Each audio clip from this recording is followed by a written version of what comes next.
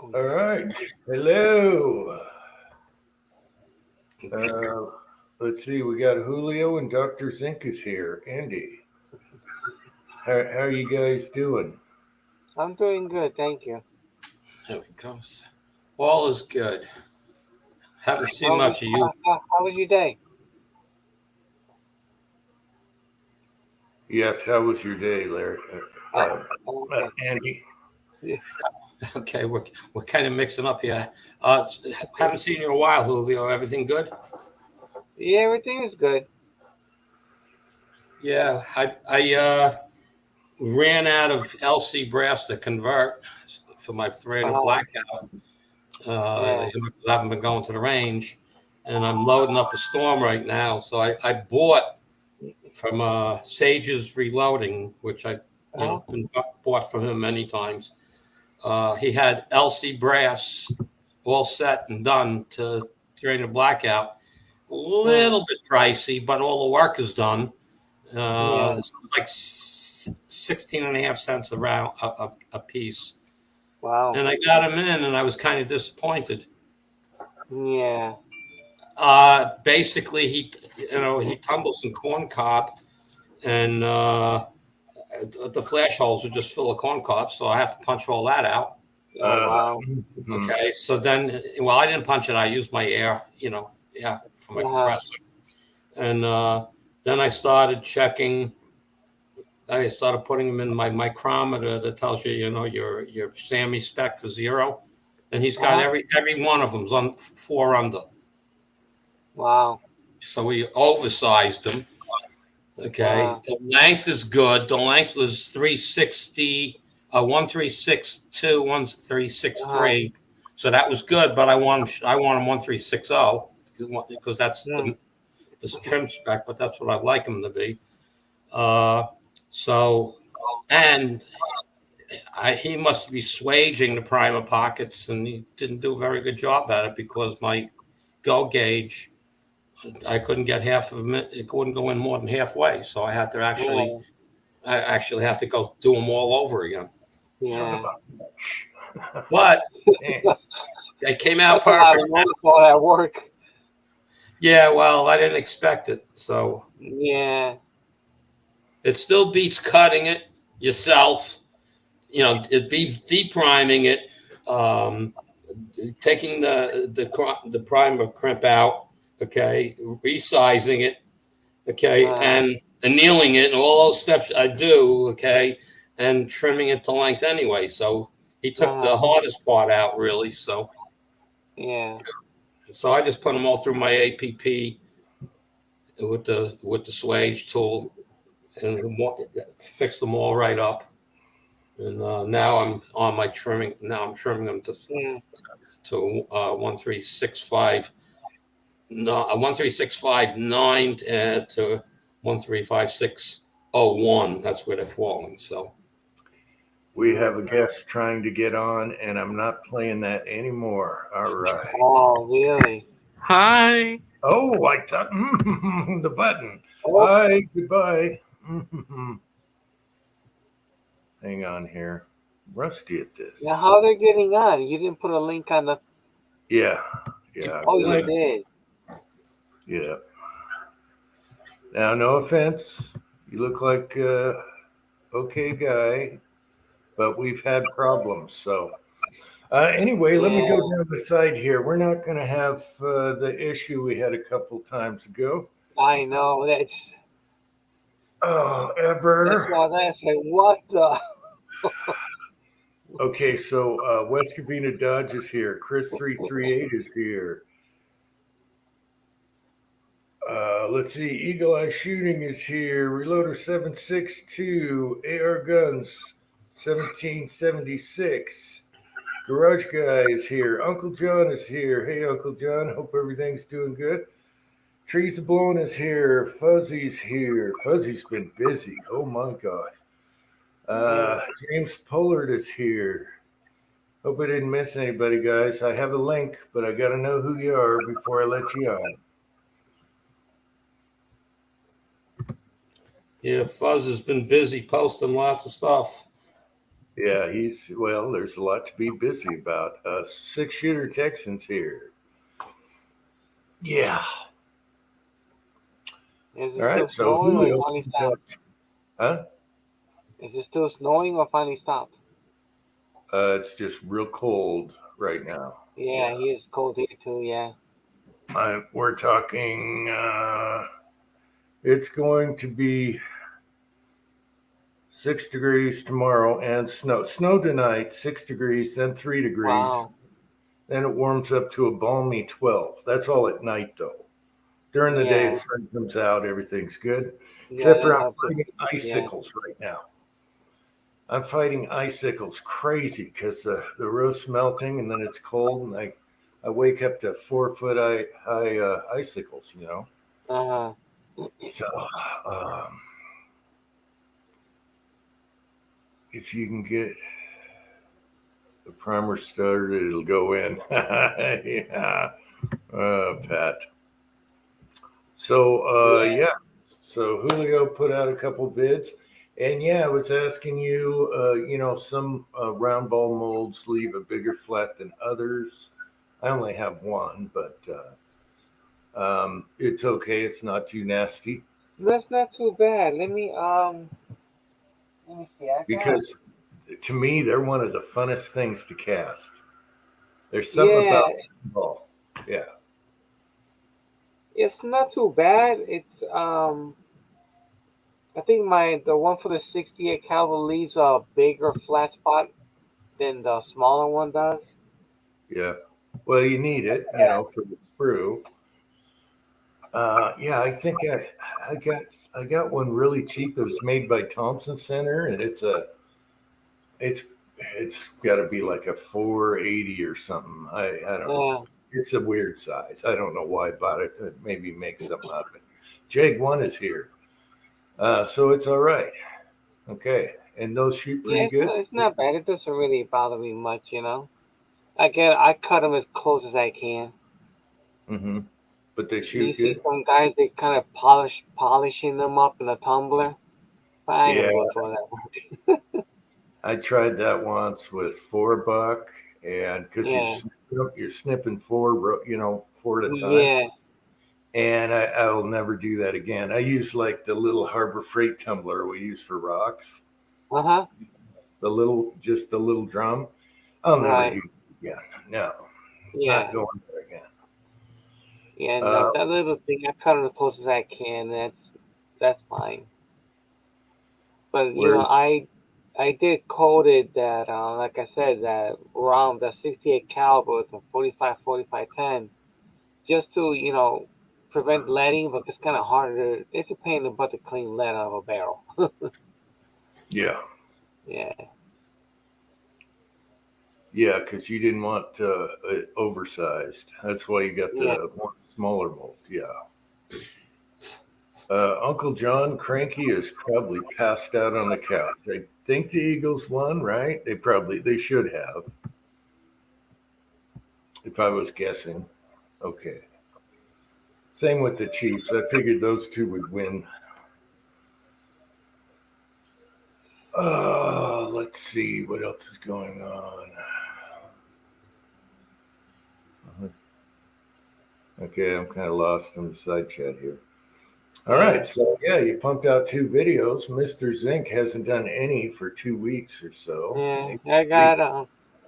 I got two more. I gotta come up with. I did two more loads today. Dummy run. See how they stack up. So I'll be doing two videos on that. All Yeah. right. Yeah, I It never just takes a thought of. long time to get stuff in. It's pissing me off. You Yeah, pay these people, they got it in stock, and then they take like 2 3 weeks to process, send things. I was like, really? yeah, that's pretty slow. Yeah. So I purchased a lot of shotgun stuff, a lot of wads, quite a bit of stuff.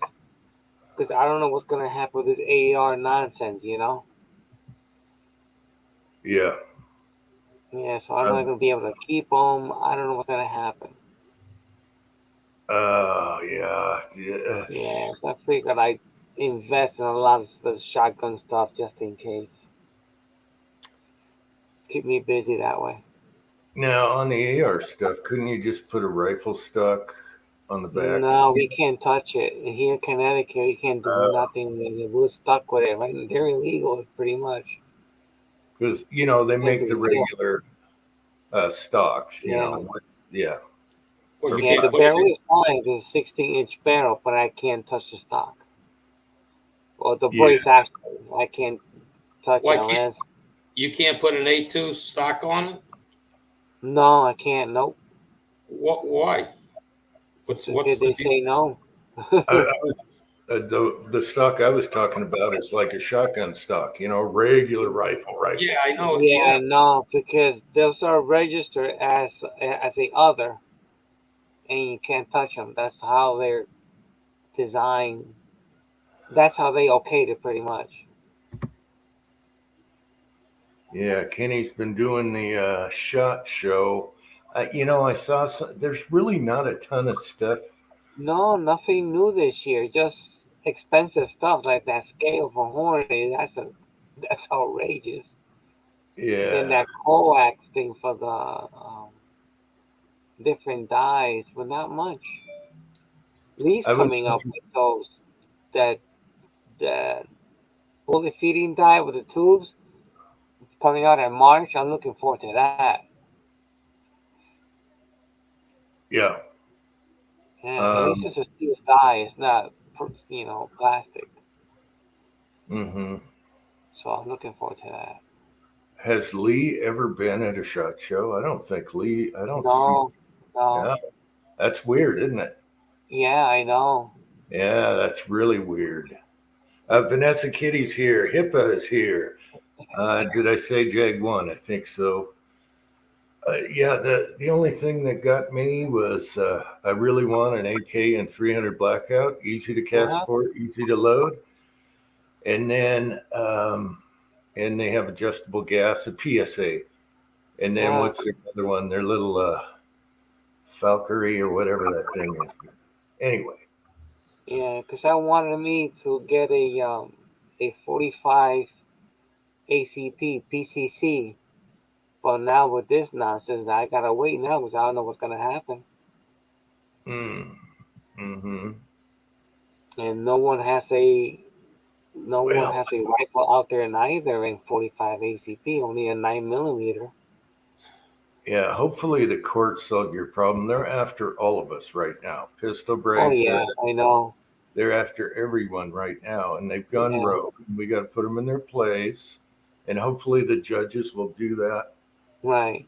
um, because you can't take 40,000 or 40 million people or whatever, 10 to 40 million people, and turn them into felons overnight. You can't do I that. know. It's kind of cool. They can't make law. Chico Wise is here. Yeah. Kenny and Chico Wise. I just saw that. Ghost suppressors. Gosh, I always get them mixed up with Ghost or whatever. Anyway, Papas and all that.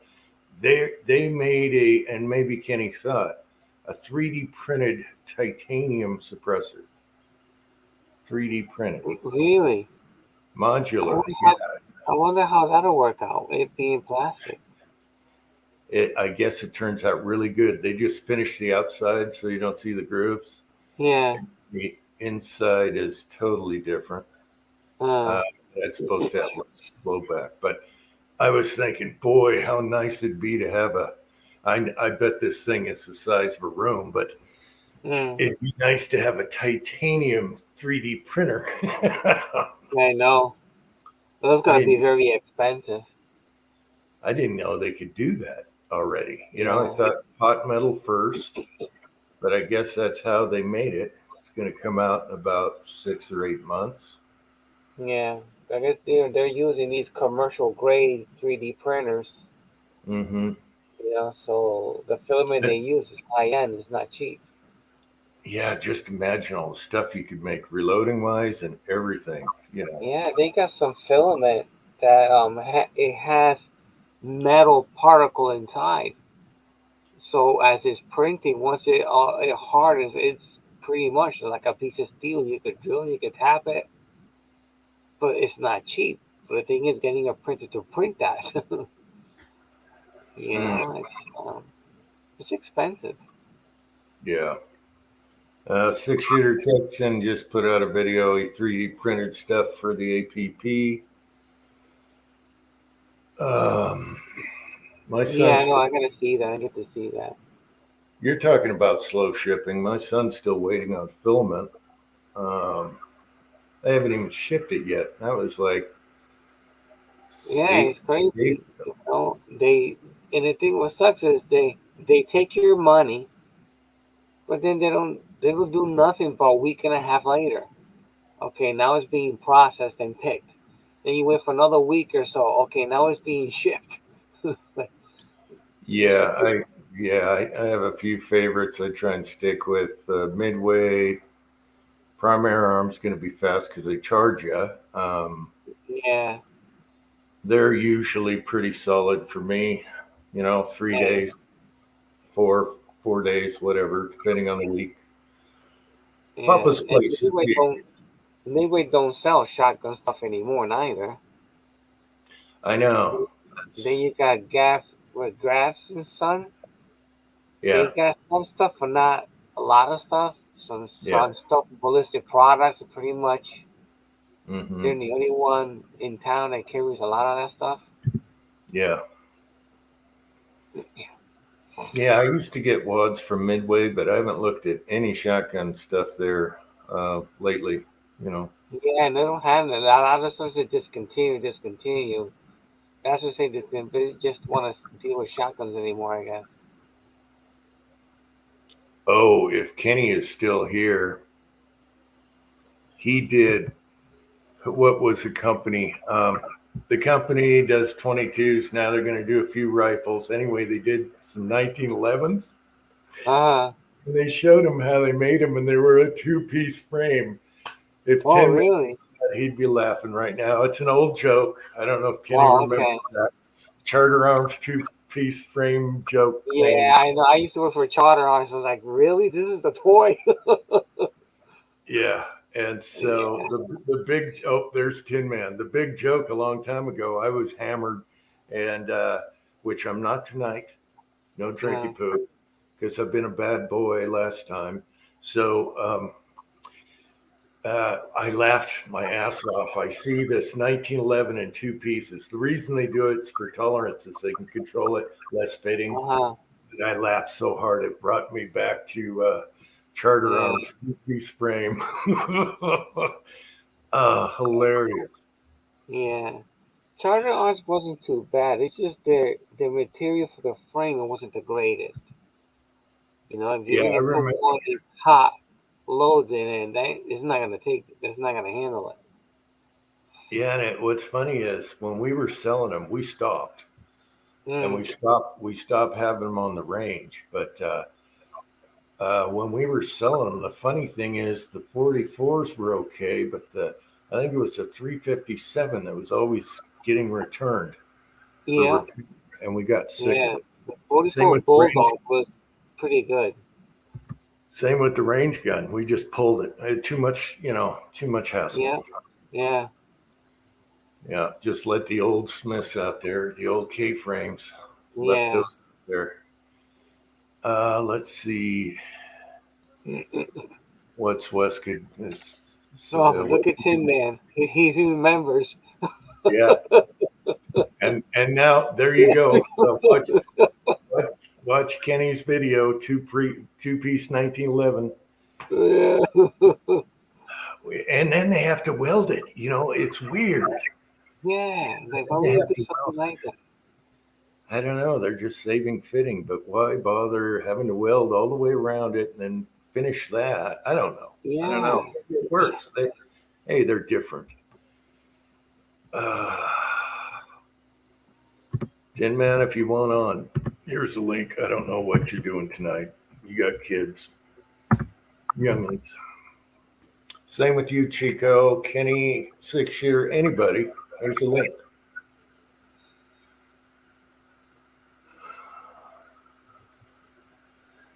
Inside channel. Oh, okay. Yeah. So, Six Shooter Texan, what do you think about the titanium 3D printer? Have you heard of that? Obviously, they're doing stuff. So, Mm-hmm. um, Yeah, there's yeah. a company. It's in Stratford, about 10 minutes from here, and they do a lot of 3D printing. And they print in all types of materials. So I guess if you to have a file, you could print something there. But I don't know how much it'll cost to get something printed there. Mm. This is hilarious from Uncle John. Yeah, mine too. His squirt gun was 2-piece frame. Uh, oh, that's funny.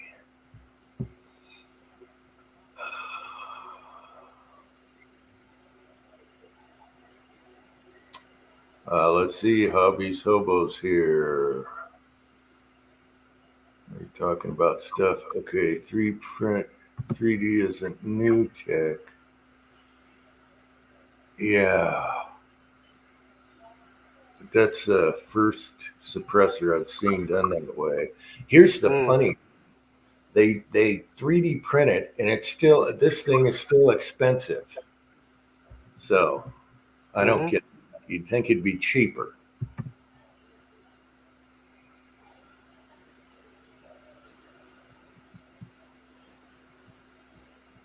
Yeah, the not too many guns I was interested in this year on there.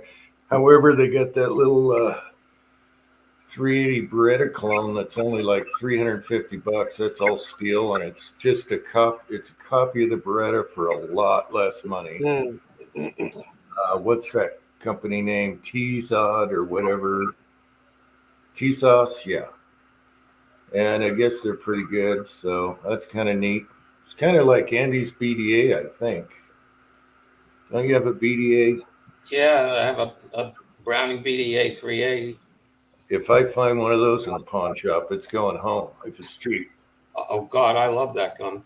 I know a lot of people don't know what that is, and because they haven't been around for a while, so it's 20 years, whatever. But they were nice little guns, weren't they? All silver. Mine was blue. I thought they were all. 2 years ago, I found a brand new replacement barrel for it. I bought it for it was $200. Okay, I just in case, because I was shooting quite often, and so I said, one day I'm going to wear this barrel out, and I want to get one. Yeah, William Gainley is here. Yeah, that Rock Island. I think what you're talking about, Kenny, is made in Utah. It's the only Rock Island not made overseas. So it's made right here in Ute. Did the SHOT Show already finish, or that's still going? What's that? Did the SHOT Show finish, or they're still going? That pistol. No, the SHOT Show. Oh, is it over yet? I don't know. Kenny would know. Let's see. We got another guest on the panel. Should we? I think this one's okay. Hey. Yo. Yeah. Hey. Hey, Mario. What's up? I'm over here with this vicious dog. Hold on. Bruno, say hi. Say hi, Bruno. Bruno. Can they It's see Uncle you? John. Come on. Say hi. Bruno. I'm like, who the hell are those people? Hey, the dog is Hello, Hey, Bruno.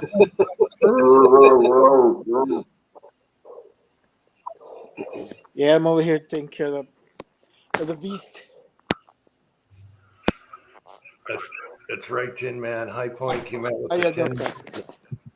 I'm a man. I'm not used to using.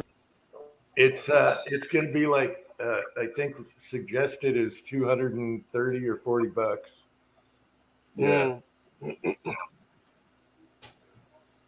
It's got to be a brick just to slow that slide down. Yeah, Henry came up with the 9mm semi-auto rifle, but it's at their manufacturing price is like $900 or something dollars. It's pretty steep. Yep.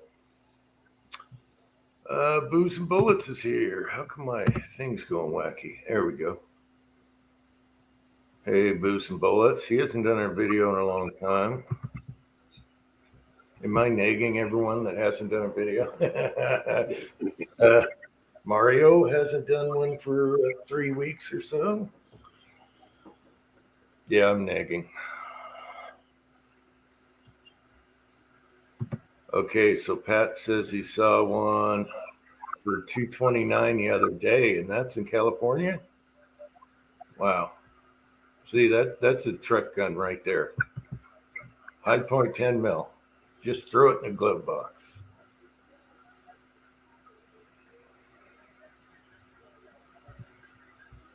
Yeah, Kitty says I have yet to do a video. She still needs to come online to go on the chat. Oh, Vanessa? Yeah. Yeah.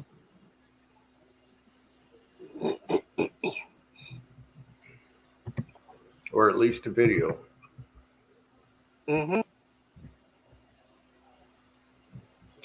Oh, we got strikes. Yeah. Oops. Here it is. Oh, yeah. Yeah, man. I think Jesse came on and said, "Ooh, careful. Don't thread your suppressor on a video." I'm like, what? Yeah, they're Yeah, going. one guy got his channel almost deleted because he threaded a suppressor on. Please, people. They don't want you to see you putting a magazine in a gun either. Yep, not even a magazine.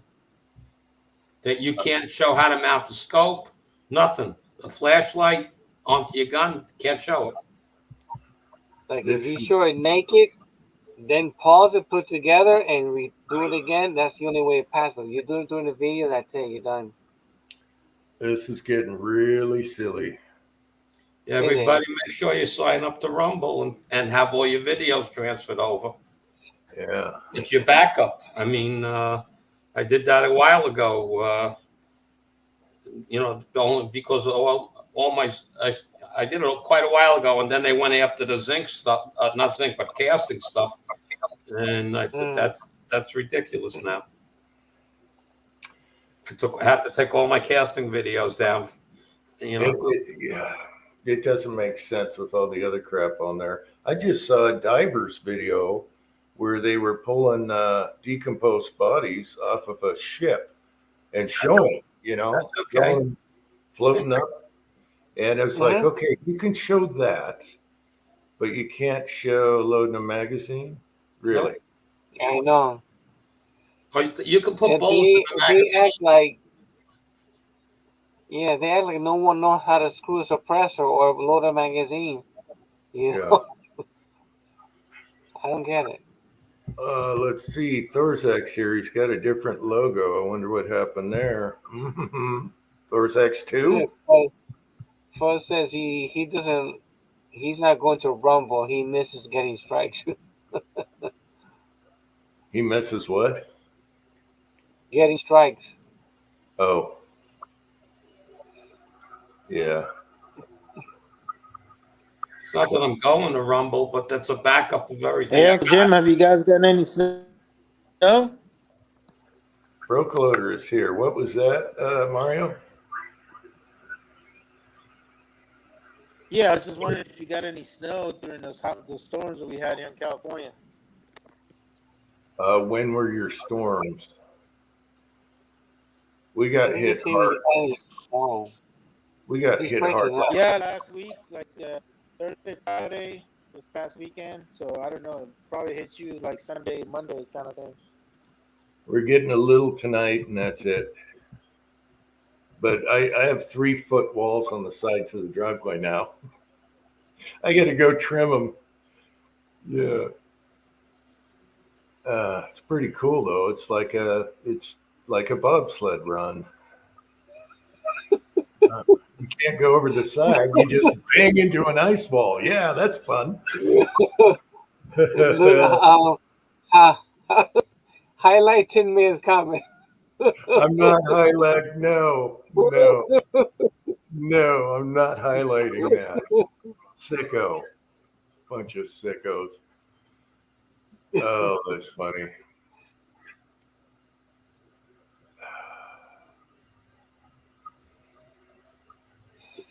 I think You know, it's I can't believe I'm waiting for them to take down. Was it Kentucky Ballistics? Is that the name of the guy? Where he shoots everything, blows up guns. Yeah. His stuff ain't going down. no. There's a lot He of blew big up channels. He blew up a rifle the other day. Yeah, well, he purposely blows them up, but that's the funny, Yeah. And he always shows you throwing a magazine in and everything else. Right. Yeah, there's a lot of big channels that are still casting and everything. So I'm gonna go freeze in the garage. It's probably 8 degrees out there.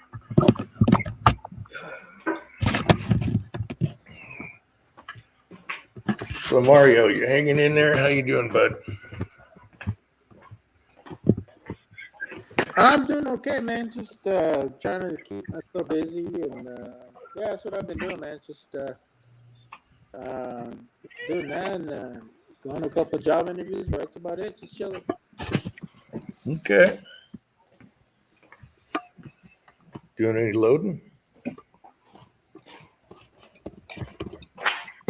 I got two of them there. I'm at the final stage of the interview, so hopefully something pans out. Hopefully by the end of this week, next week, sorry. All right.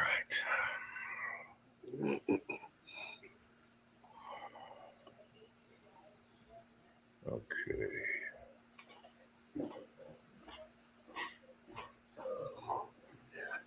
Try not to trip over anything. All right. So I finished loading all my 3006 for the summer.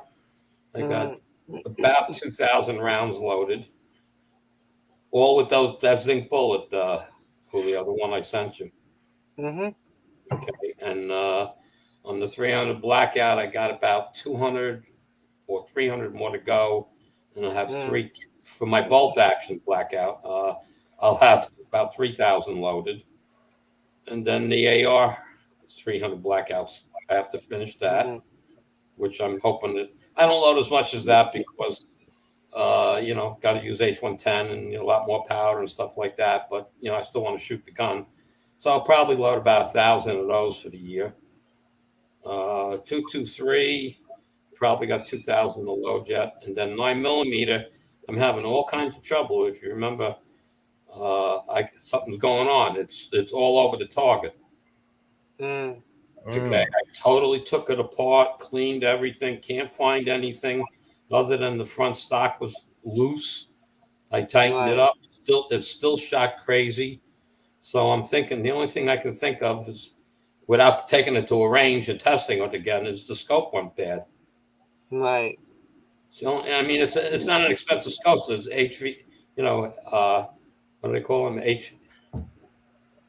CV Life. Mm-hmm. Okay, and I have that on the same exact scope on my 3006. It's perfect. I'm on my 223. I have it on 300 blackout, both the bolt and the bolt on the 223 and the AR. No issues with any of them. And with 9mm, I mean, I can't believe there's something happened to the scope on the 9mm. I mean, I looked at the crown; it looks all good to me. I checked all the spacing when you put it's a two-part. When you put it together, I went through it, put it together right. And I should have, last time I was at the range, should have popped off the scope and went with the standard sights and just aim at the same point and see if I was grouping. And I didn't do that. So, is your bullets flying straight? No yawing or anything? I got every hole is a perfect hole. Nothing's tearing paper, or nothing seems to be, going sideways or anything like that. It's just that, aiming at the same point. I'll get 3 bullets, and then the next one's up an inch higher, and the next 2 are right next to it, and then it's down again. Then it's to the left, and it's like I can't think of what would be doing it other than the scope at this point. Yeah, I just marked the scope where it was, and like Williams says here, put a red dot on it real quick, or iron sights. Well, I was gonna, just that I was gonna take it to the local indoor range here, on a Sunday or something, and it's only a 50-foot range, so it's like okay, but it still should show where it's shooting. But Right. I called them up. He says you can't shoot reloads. So you got to be kidding me. Really? Well, Wow. just shoot the zinc ones and put it in a factory box. They just don't want you to. They don't want reloads, and they check it. They want factory ammo. Period. Copper jacket and stuff. That's it. They would. I don't have anything laying around to load that way. Yeah. I don't have any spear bullets laying around. I haven't bought a brand name jacketed anything. It's for 40 years. Yeah. No, I don't buy ammo at all. I do everything here. Yeah, but I mean, think it's even the spear bullets, I haven't bought any. I've been doing lead and zinc. I have no reason to go with the other stuff. Yeah, I've only done carry ammo for factory. Yeah. I mean, I I don't just even have do that jacket anymore. bullets, but I don't even do that anymore. My 380 is my carry gun, and I have about 1,000. What are they? 105 grain jacketed hollow points. Okay, and I got a box of them. I haven't even loaded yet, so it's like Yeah, copper colored powder coat. There you go. Right there. No, it's not even the point of that. Like I said, it's they want to see a factory box with factory bullets. They want to see what they think is factory. So they're looking for round nose or hollow points. Or, right. and he says you can buy all the bullets you want, but you can't shoot.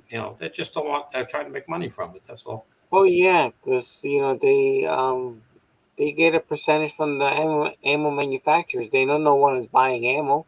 Yeah, I told the guy, look, I said, all I want to do is come in and test two guns. I put the red dot on my 357. I haven't fired it yet. Okay, so I want to just try to get that sighted. So what am I going to shoot? 10 bullets? Okay, and the 9mm, I want to go in and take the scope off and just shoot with open sights at 50 feet. Aim at the same dot and see if they're grouping, then I know it's a scope. Right. They won't even let me do that. I said I'll be out of there in 20 minutes. Yeah. So all these new rules changing. Yeah, I know. And the other range I can go to is about 40 minutes from me. It's an indoor range. Okay, but it's a very busy range, and it's a gun store with a range in the basement, and they only have 6 points, so you can't make a reservation. First come, first served. Right. I could get there at 9 in the morning and not be able to shoot at 2 in the afternoon. So I don't even want to chance that either. So yeah, that sucks. It's just gonna have to wait for the weather. That's all. So I have no 9mm loaded. I loaded like 20, different bullets I have in zinc and different leads and whatnot. I loaded them up, to just bring them to test and see what's going on. Because everything's shot the same for me. It's not like I would go to the zinc bullet and it'd be at 2 inches high or something. It was everything shot exactly the same. The only thing I can think of, there's really got to be something wrong with the gun, okay, or it's the scope. And I mean, that was like overnight. It's like I went this week and it shot, 1-inch groups, at 100 yards. I was having a ball. And the next weekend I went there, same bullet, same everything, and it was all over the place. Right. That's probably the scope. Check the mount. Was the mount tight? Yeah, no, I checked all of that. Like I said, the only thing I found was the front stock bolt was loose. I mean, loose, not just half a pound off. It was finger tight. You take it out with your finger. So I figured that at that point, that's when I stripped the whole gun down, did a full cleaning to every part of the gun, put it back together, retorqued all the screws, went out to the range, and the thing was still all over the place. So I can't think of anything else but the scope at this point. And I just got it in today. Yesterday. Came in yesterday from Amazon. The CV Life, the 6 by 24 by 50 with new coated. They have new coated lenses. Mm. Hey guys, can you hear me? Yeah. We got All right, cool. Right on, man. So what's with the new logo? You get strikes? Have you been in all? No, Windows 8.1 shut off, and all my shit was in there, dude, and it's gone. So I had to, I went down to Walmart a couple of months ago, and I went and bought a new computer with 11.0, and I ended up having to just start all over again. You know how it is, man. Yeah, you've been there. Yeah, everybody's been there. So anyway, so I'm kind of housebound right now. I don't know if you guys heard or not. You got it's bad. It's bad. It's like your shoulder there, arm. Yeah. My ball socket here got ripped away from my body. There was a fracture, and also I had to go in for surgery. So they had to rebuild all that, and they put it all back together. And I've been sucking down on some really good drugs, so it's cool there. But this thing right here, this is it's a coolant pad that I got to hook up to an ice machine, keep ice on it and stuff like that. It happened down at work. I went to open one of the doors on one of their portable generators. It's on a semi truck trailer. It's got an enclosure, and when I opened it up, the wind caught the door and it yanked me right out of my shoes, and I went flying out the door and landed on the bull rail right on the edge of the pier. Wow. And busted my shoulder and just absolutely screwed me up. So anyway, any more high power, 7mm mag, 12 gauge, all that. Yeah, I'm strictly a pistol guy now. I got to give you some of my super subsonic loads then. I'm shooting 30-06 all day. It's got less kick than the 223. Yeah. I'm a little afraid, man, because it was 2.5 hours on the operating table. And when I heard it's time to wake up, man, I was screaming in pain, just like a Mack truck hit me in the shoulder. I never want to go through that sort of pain again. I mean, I looked around the room, and those people were like backs up against the wall. I mean, they were like, holy crap. And once I calmed down, they got me over on the gurney, man, and I was going down the hallway telling, just screaming how much it hurt. And then I got my shit together after a while. I said, you know what? Why don't you shut the fuck up? Because there's other people in here with a lot worse problems than you asshole. Really. So I did. I clammed up, and shut up and take the pain, man. Really. So there I was. Yeah. So yeah, it's going to be a life-altering thing here. But you know what? I'm going to get better, and I'm getting better now. The surgery was like 4 days ago. So okay. I need to get a hold of Jamie, over on Georgia Shooting Connection. I need to get a hold of Jamie so that Jamie can give me a call so I have his phone number, because his phone number dropped off my phone because I've been getting all these phone calls from all these different hospitals and doctors. So if somebody can relay to Jamie to give me a call at home, that would be a big deal, man. I'd like to get his phone number back, because me and him, we talk quite a bit. Not necessarily about guns. So does Jamie has We're not talking about other people either. We're talking about, we're a really good friend.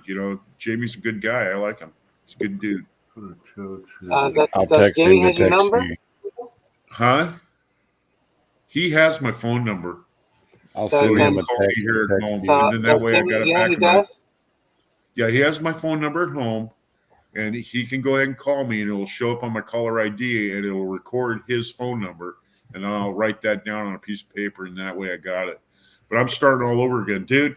I'm telling you what, I've had a stretch of luck on January so far. This happened on New Year's Eve, and then my dryer downstairs, it blew up, so I ended up having to buy a new dryer and have that installed and everything, which was real cool. The guys that installed it, man, they did everything. They took one look at me and said, "Sir, don't worry about a thing." I tipped them real good. They set it up, and they did, they changed the discharge where it was coming out the side and all that. They did a really bang up job, installing it. It's great. And then Windows 8.0 turned off, so I had all my videos and everything else under my other Thorzaks, man, went flying out the window. And my emails and all that other shit, and I'm telling you what, dude, man, it's just been an uphill battle. And I was like, God, I don't know what's going on here, I'm sorry. I mean, yeah, it's just one thing after the other, man. But now things are smoothing out. I'm okay, man. Dave, I came in late. What happened to you? You had an accident? What's that, Ozark? I'm sorry. I got COVID. I got the okay. Barry White. Well, I had an accident down at work, and I basically got thrown out of a trailer, semi-truck trailer, and I hit the bull rail on the pier. And that's just it's a concrete abutment to keep forklifts from driving over the edge. Right. I'm lucky I didn't hit my head and get knocked out or killed, when that happened, and roll off the edge and then fall in the drink. And next thing you know, Harbor Ops is, pulling me in with a gaff hook. You know what I mean? Yeah. Well, brother, I so, hope you God was with me, man, and I survived it. And I'm going to tell you what, I've had an outpouring of friends like you wouldn't believe. People that I didn't even think that were my friends, man, are showing up, and they're bringing me soup and sandwiches, and going to the grocery store for me. And man, I'll tell you what, in another way, it's great, because when you live alone like me, you start accepting the fact, that maybe nobody really cares about you. You know what I mean? I got to care about myself. You got a group of friends here. I can tell you that. All right, thank you, man. It's good to see you. I hadn't seen you on in a minute. Of course, if you notice something, I've lost some weight, man. I've lost like 25 pounds since this happened. Yeah, it's just because here's another thing too. I'm right-handed. What do you do with your right hand when you have to go to the bathroom?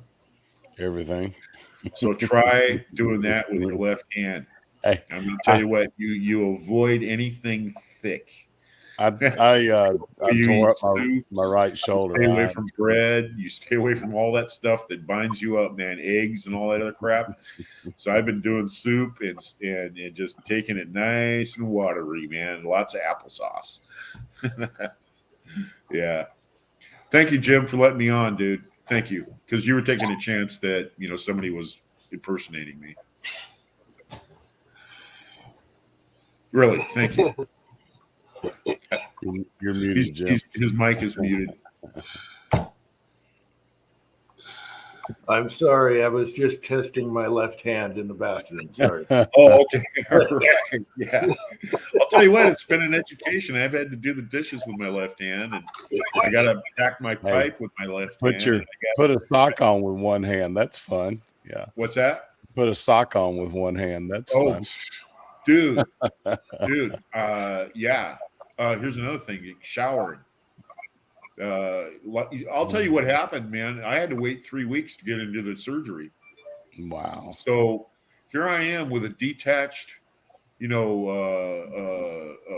cuff and my ball joint here on my humerus bone. Mm-hmm. And I had that for 3 weeks, man, with nothing but meat, and that's the only thing that was making my arm hang on. They had to reattach my bicep. Yeah, that's part of what I did when I tore up my rotator cuff was my bicep. Jamie just responded. He said he would give you a text there, Dave.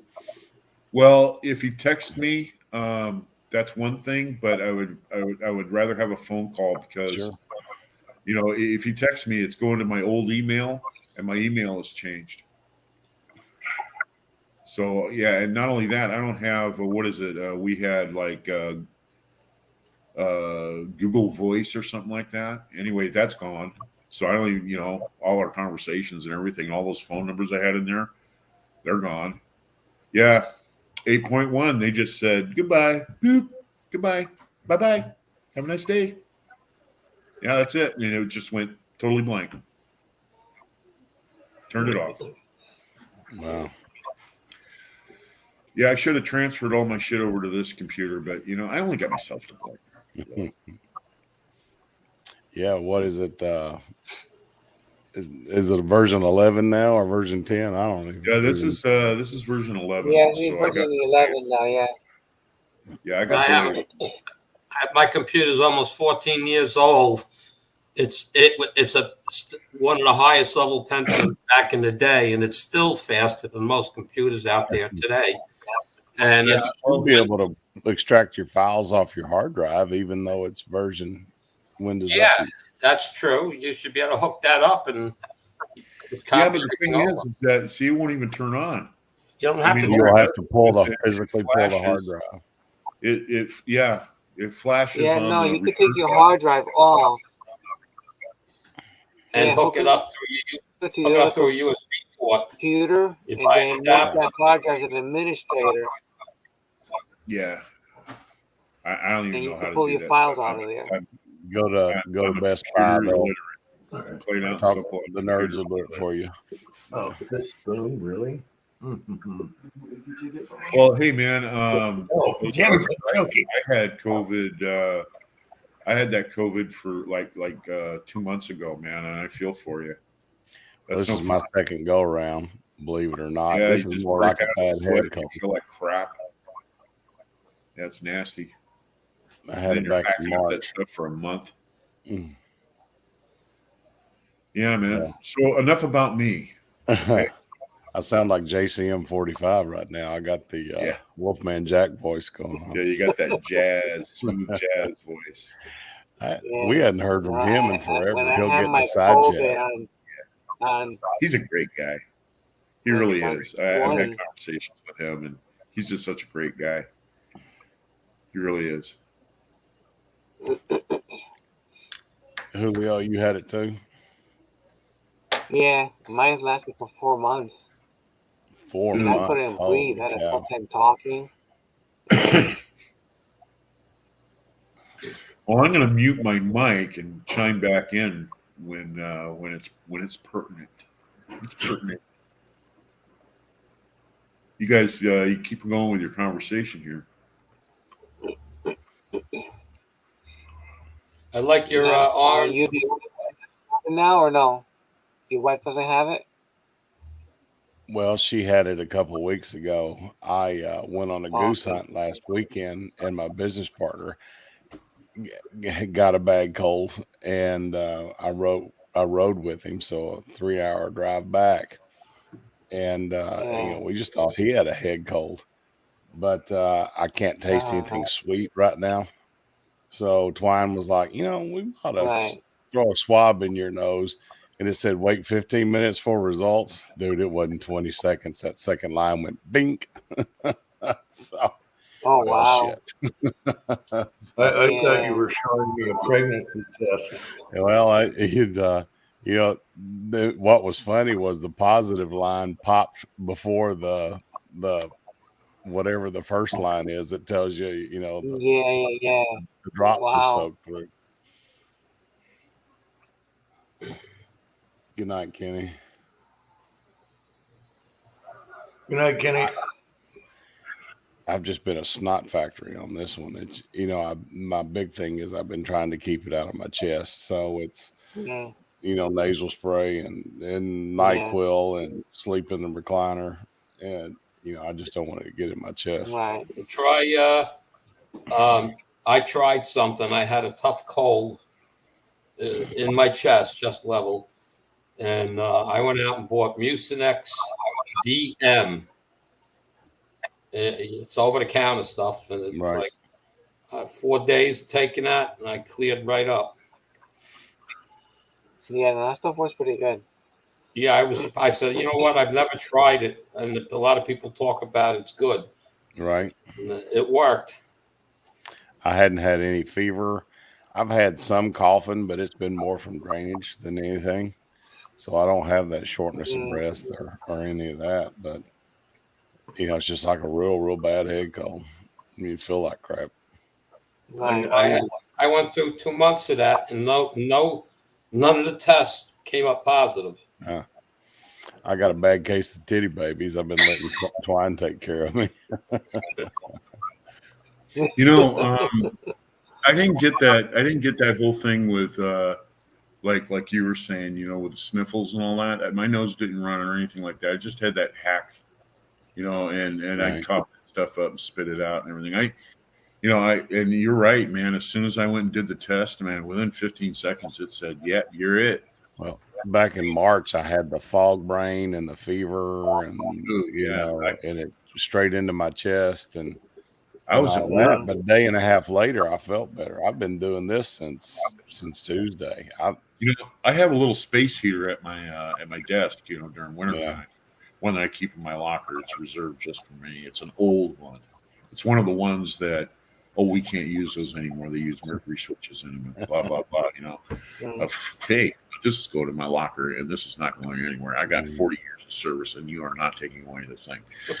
So yeah, I have a relationship with that heater. So the thing is that I had to break that out, and I broke that out, man. And I'll tell you what, I was in a cold sweat. I was shivering, and one of the guys I work with, Raul, he came over to me. He says, "Dude, you're white as a ghost."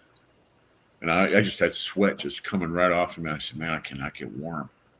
He says, "Really?" He says, "Man, it must be about at least 70 degrees in here." I said, "Man, dude, I can't get warm. Man, I got the space heater all the way up."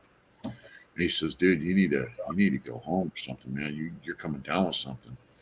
And so I got in the car and I went home, and all that night, man, I just shivered, just cold. And I finally wrapped up in a Mirror Mink blanket, dude. And I went back in the bedroom and I got a Mirror Mink blanket. And I wrapped up in that thing, and I had a cup of really super hot tea with some ginger in it. And I sweated and sweated and sweated. And the next day, man, that chill fever was gone. Yeah, Wednesday we had a light rain going on here, and I got chilled that morning. And it was most of the day I couldn't get that shiver out of me. Yeah, it's terrible. It is. But I never had fever. So. Yeah. Yeah. You know what really sucks about it? I was so sick, I left my heater sitting. So I don't think it's there anymore.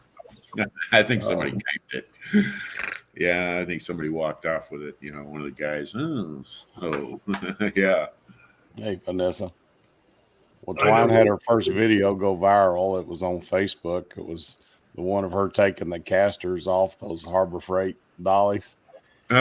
She's had 500,000 views on a 15-second short. She's out in the shop working right now, painting cabinets. I know what a good gag gift for you, Ozark, would be. I'm not going to do it. It's those nasal things with the water jug you stick up in your nose. Dude, I've done that twice. Neti Pot, I've done that twice this week, trying to keep because like I said, I've been a snot factory. Well, we also had a house. We've been mitigating. Christmas weekend, the pipes froze. It's my roofer's, one of his foremen, and they had gone to Mexico, back home to Mexico, and the water ran for 10 days in the house before the neighbor shut it off at the meter when they discovered it. And then it was another week before insurance moved because we had so many houses. That's our 5th house with frozen water pipes that we've been called to because the Service Master, Servpro, and over them, they're overwhelmed. Well, as you can probably understand, everything inside was just absolutely covered in mold. So our crew was in there with Tyvek suits and respirators, gutting it out for 2.5 days. And then when I went in Wednesday and remediated it with the spray, did the initial so we can start the drying process and get all our equipment in there. And that chemical, when it reacts with carbon, basically releases a chlorine type gas. God, by the time I got out of there, my eyes were burning and everything else. And that might have been Wow. part of my issue here, but yeah, Yeah. yeah, it's been a fun one. That's our fifth house that's had water damage. Just and all that happened Christmas when we had that -7, -11 weather, and it just people were gone for the holidays and had their heat on 65, or this guy had his heat on 55, and it just overwhelmed the house. They had 3 breaks in the water lines. In fact, upstairs in the bathroom, the control knob to the faucet was just one of those single knobs. Mhm. It blew the whole cartridge out, and water Wow. shot so long it cut through the sheetrock on both sides of the facing wall and was spraying into the bedroom on the far side. Oh man. And that water ran into all the air conditioning ducts, which were flex ducts, and they turned into massive water balloons and collapsed through the ceilings downstairs. Yeah. So it was a mess. That would be Wow, brutal. that's a disaster. Let me find a picture of the bathroom. yeah. I can show you how bad the mold was.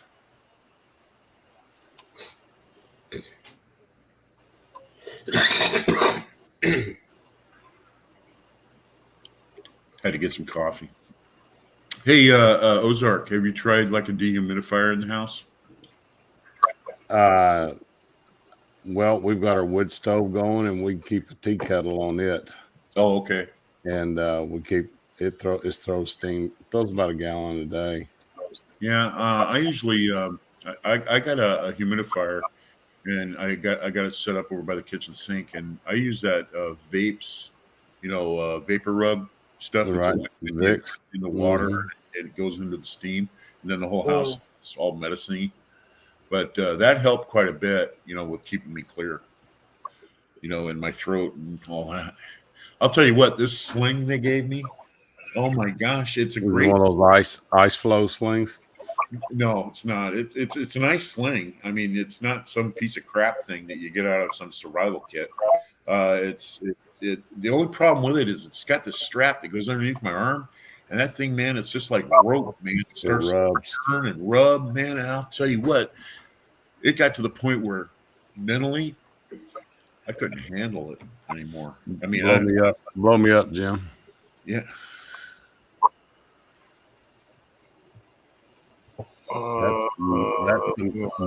That's the ceiling over the master shower. Oh, the ceiling there at the top collapsed from the air duct, but that's all the mold on the ceiling up there. Oh, that sucks, dude. Wow. The master bedroom, master bath, and closet were all that one. Yeah, it's quite the factory. So we'll have to I've done the initial remediation, but then it'll have to be soda blasted before it's done. Yeah. Then we'll have to encapsulate all that in epoxy.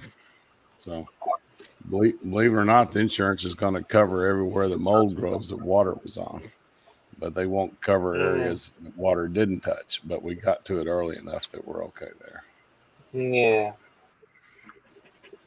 But he'll end up maxing out his policy. But keeping me in business. Brandon's trying to drive me out of business, but Mother Nature's helping out. No more gas stoves. No more gas stoves. Yeah. You know what? I know. That's I ain't gonna get rid of mine, that's for sure. I've heard nothing but horror stories about, having, gas furnaces, for your heat.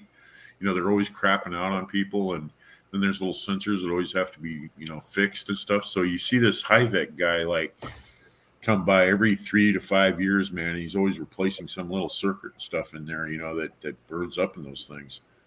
And I may be wrong. Some people have good luck with them, but that seems to me that that's all I hear, at least up here in Washington. I don't know. People try to nurse them too long. A furnace is probably good for 15, 17 years.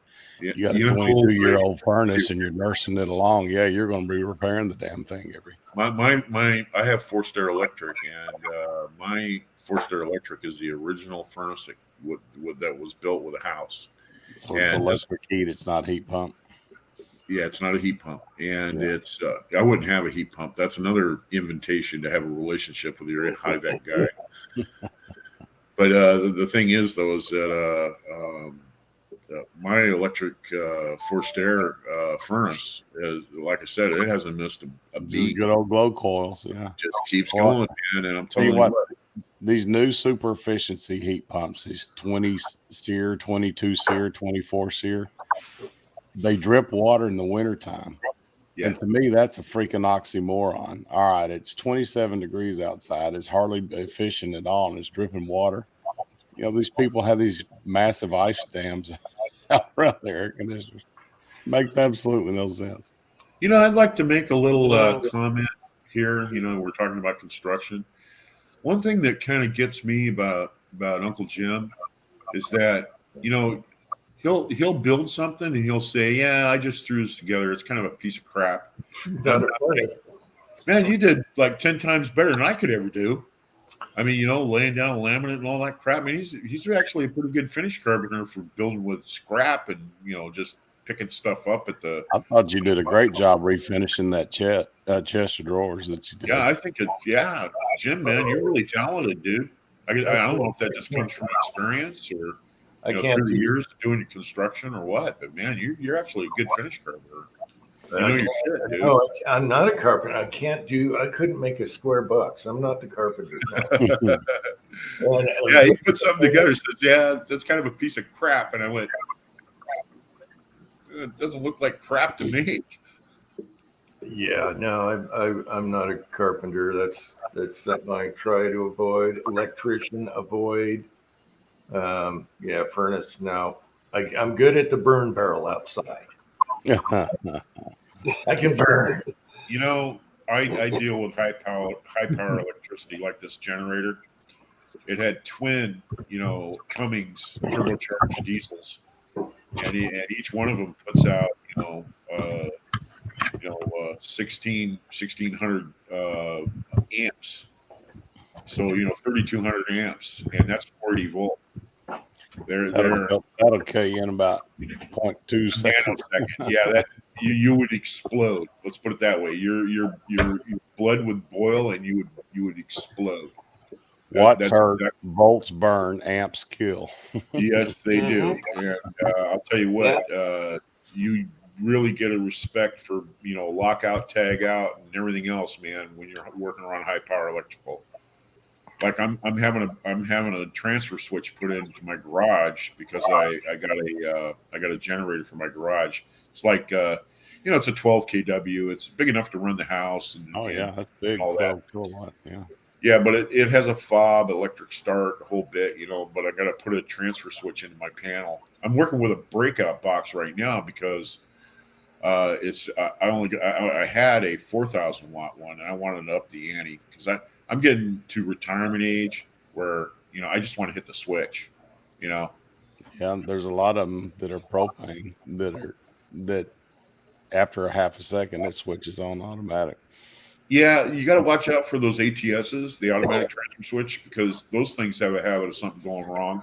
And if you got 3 feet of snow outside and you live down by the waterfront like me, and you got to go down the hill and all that other crap to get here,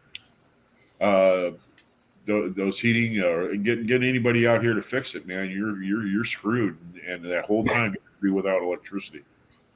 So I'd rather have a manual one that I go down there and I actually have to pull on it, and then the locking switch comes over to keep the. I turn my main off, plug my generator into the dryer, and reverse flow it. That's hot leads. Yeah, well, that's hot leads getting plugged into cold female connections.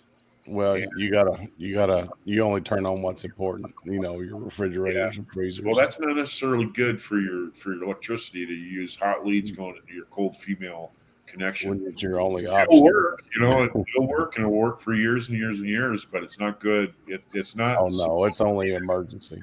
Yeah, it's best to have it just plumbed in, and it's like $1,500 to get it done. No big deal.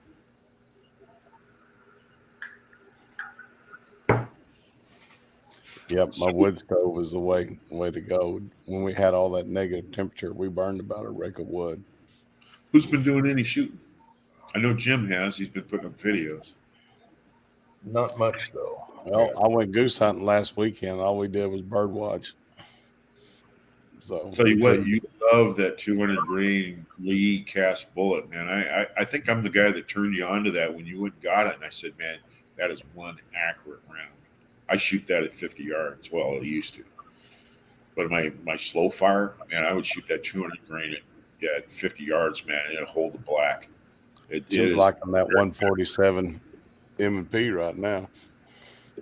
huh? It seems like I'm at 147 M&P right now. I'll tell you what, MP molds are good. MP Yeah. molds are very good quality. They're made very well, and they're practical, and they're practically priced. You know, if you go and you look at anything that's available from Seiko, and Seiko is like stick them up, man. They were like $200. Yeah, I do like that 8 cavity. Oh my gosh, it's like Yeah. with the handles. And that thing was on sale during Christmas time, so it was like no brainer. Get it. I'll tell you what, you can make a pile of bullets, man. When you got an 8 cavity mold, I mean, Yeah. before you know it, man, you turn around and look, and you got 1,000 rounds. I mean, And before you, it's, You're What I refilling like- your pot on that one. Yeah. what I like about it, it's not heavy. It's just like a 6 cab. You really don't notice unless you got big bore bullets in there.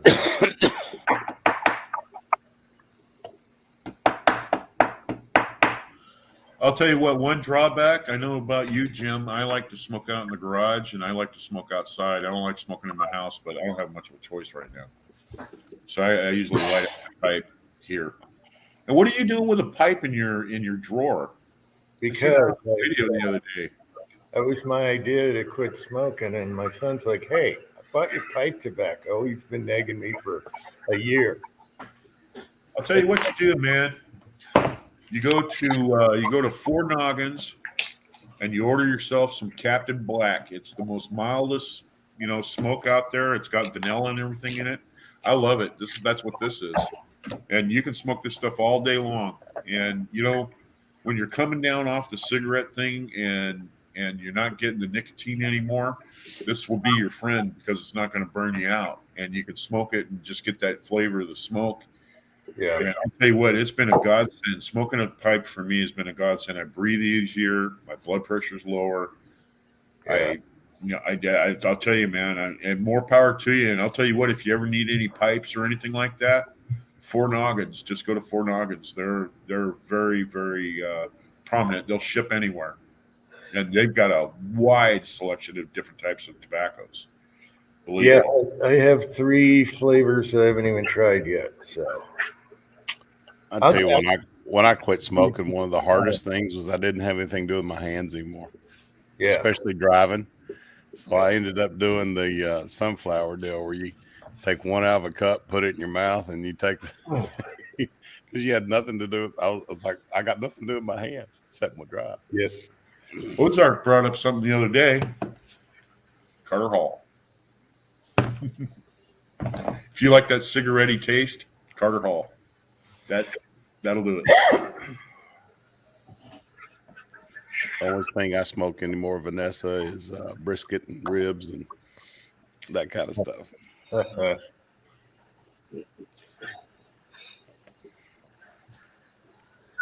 Oh, who's been doing videos with chicken fried steak? That's driving me crazy. I haven't had it forever. I sent you pictures some chicken fried deer a week ago. Yeah. Mm. Whatever happened to, Roadhouse food? You know what I mean? I mean, there used to be steak and potato places all over the place. Diners. Now it's just you really have to search for a place that has, just down home cooking type food. Come to the south. We got one on every corner. Well, we don't up here anymore. Jim remembers the day. Jim remembers the day you can go along any of these highways that was next to like the Hood Canal or up there around Greasy Spoons, yeah. And they all were crab shacks, man. You could get Dungeness crab up the butt for cheap. And they all, surf and turf, salmon, everything. And all those places are gone now. It's a shame. It really is. Mm-hmm. I remember that when I was a kid. Yeah. You can still find the little mom and pops around here where they're making homemade yeast rolls, and the Wednesday specials, chicken fried steak, and Thursdays meatloaf, and We got a those place kinds. like that downtown called the Sepulveda Junction Diner. And you go in there, and that's a greasy spoon place, man. But they got good food, man. I'll tell you what, they got real good food. All the guys that work on the lines and the guys that do all the tree trimming alongside the roads and stuff like Mhm. that. Man, that place is packed in the morning. It's standing room only. It's a really small place. Meat and taters for a long, hard day. Oh yeah. Well, if you're gonna eat like a cowboy, you gotta work like a cowboy. Yeah. I don't work like a cowboy anymore. Used to. We're management age now, right? Well, advice and counsel.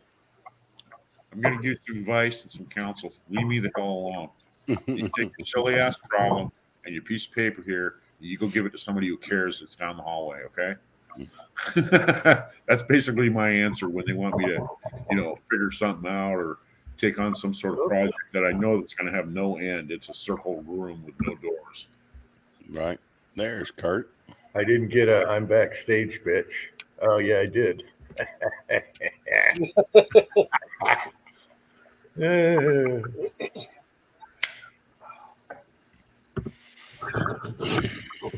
Oh, I'll tell you what, I got slippers on this garage floor. My feet are got to be 15 below right now. Frostbite. You know what, Jim? You're probably missing those mild winters you had up here in Washington State. But I'll tell you what, I think you made the wise move moving down there to Utah. Well, it's funny. Me and the son were dying for snow because we had go-karts. And Oh, yeah. any snow, we are terrorizing the neighborhoods. So we love it, yeah, because we always wanted it, especially around Christmas. So We hadn't had a sledding video all damn year. No sledding videos. What's your problem? age, ice wall, Okay, I understand. an ice wall. Huh? You want me to break a hip? Yeah. You're looking Yeah, for- we'll take a mini bike video instead in the Yeah. snow. Donuts Look in who the showed snow up, on the Uncle mini Jeff. bikes. Yeah. What's going on, Dave? Hey, what's going on, dude? Not a lot. Oh yeah. Dave, when I tore up my rotator cuff, they gave me one of those deals that circulates through an ice chest. Oh, that was Yeah, the that's best. what I've got. I got an ice machine. Oh, that was the best. The only thing is, though, is you got to watch how much ice you put in it because, man, I'll tell you what, you can get it so cold, your whole body aches. Yeah. It hurts worse to use it than not use it. So I Too don't much ice, and you embalm yourself. Yeah. Well, you got to hook up this hose. Okay, you got this hose thing right here, right? And that thing's got to hook up to the machine. Okay, I'm left-handed. This is on the right side, and then you got the quick disconnection, and you have to pull it apart and put it together. I can't do that, so I got to wait until somebody comes over and wants to chew the fat with me and say, "Hey, man, could you do me a favor and hook me up?" And they'll hook me up. Just order a pizza every time we need it done. Yeah, There just you go. see if I can DoorDash it. There you go. I didn't really want any food. Can you hook me up and just hang out for like 20 minutes? Hey, Jim. Vanessa, I kept it on as long as I could stand. The one I had, you put 4 frozen water bottles in, Oh yeah. and in like a gallon of water. But it would, it was so well insulated that would probably last 4 hours. Yeah, I leave it on for about 20 to 25 minutes, and I put ice in it, and then I let the ice kind of acclimate. In other words, it kind of started melting, more or less. It's starting to warm up a little bit in there, and then I put it on, and then I try to stand it as much as I can. But yeah, I really damaged my my shoulder, and this is a life-altering thing. I was hoping once I retired, I can just get into YouTube again, go to the range and all that stuff, and shoot rifles and stuff. I'm not going to take a chance on damaging my shoulder ever again. Not after going through what I went through, dude. I'm Yeah, not going to take a chance on screwing it. They put pins in it. They actually had to build it up with bone from cadavers. So I got other people's stuff in me. Yeah. You never know; it could heal up even better. So you never say never. Yeah. there's plenty of mild shooting rifles out there that you'll be all right. Yeah, I'm gonna, I'll shoot a 22 and stuff like that, and you can have a lot of fun with 22. See, that's the whole thing. A mass majority of people that are out there, think 22s are for kids. It's a 22. This is a little 22. You'd be surprised what a 22 will do. You'd be shocked how accurate you can shoot with a 22. In these 6mm, 6 arc, 243, 6 Grendel, 6.5 Grendel, 6, 6 PRC. You could shoot in those are all mild shooting, even in bolt guns. Yeah. What you been up to, Kurt? Working and taking care of 2 babies. That's pretty full time. You when are you gonna have your third baby? You get any time off so you can go and hang out with your buds and watch football at least? Nope. What?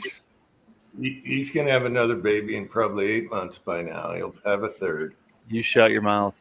It's going to happen. No. Yeah. You know what? The first time we said congratulations. The second time we said, well, that was a surprise. The third time, Kurt, we're going to say, oh, man, what a dumbass. I don't know what causes it. I don't know why it keeps happening. Buy you a bag of frozen peas and call a urologist. That's it, dude. Yeah, I got an ice machine. I'll send you after about 6 months. Shoot blanks the rest of your life.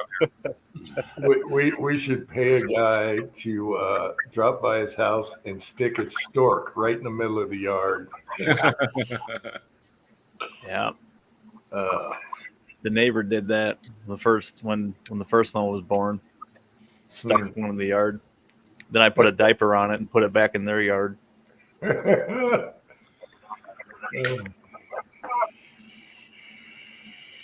Well, I'll tell you one thing, Kurt. As far as trade wise, you've got a unique job, man. Finding good tin benders is hard.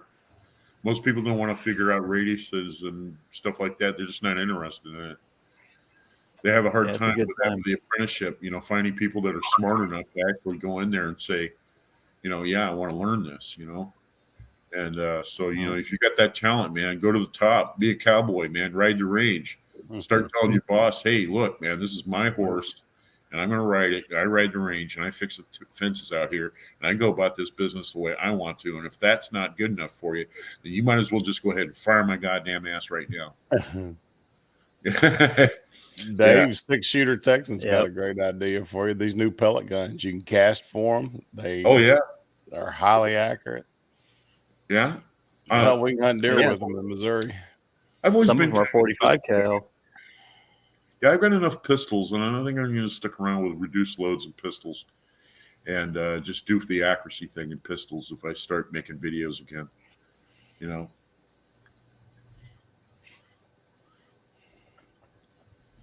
Pull out your 1911s and have a ball. Yeah. Man, I'm really surprised my RO, my Springfield Armory RO. Man, that trigger. When I did that trigger job, I forgot how good of a job I did on that, man. That thing snaps at 4.5 pounds, man. I mean, it breaks like a piece of glass. I was like, man, you'd pay a lot of money for a trigger like this on a custom pistol, But I'm really happy with the way that trigger turned out. I would like to get one in 9mm, one of those ROs, Springfield Armory ROs in 9mm. That'd be a good 147 grain bullet. Try to shoot that at like 50 yards, hold the black with it. That's just as fun. To me, it's fun. A lot of other people would say, yeah, why would you want to do that, man? You'd be just disappointed.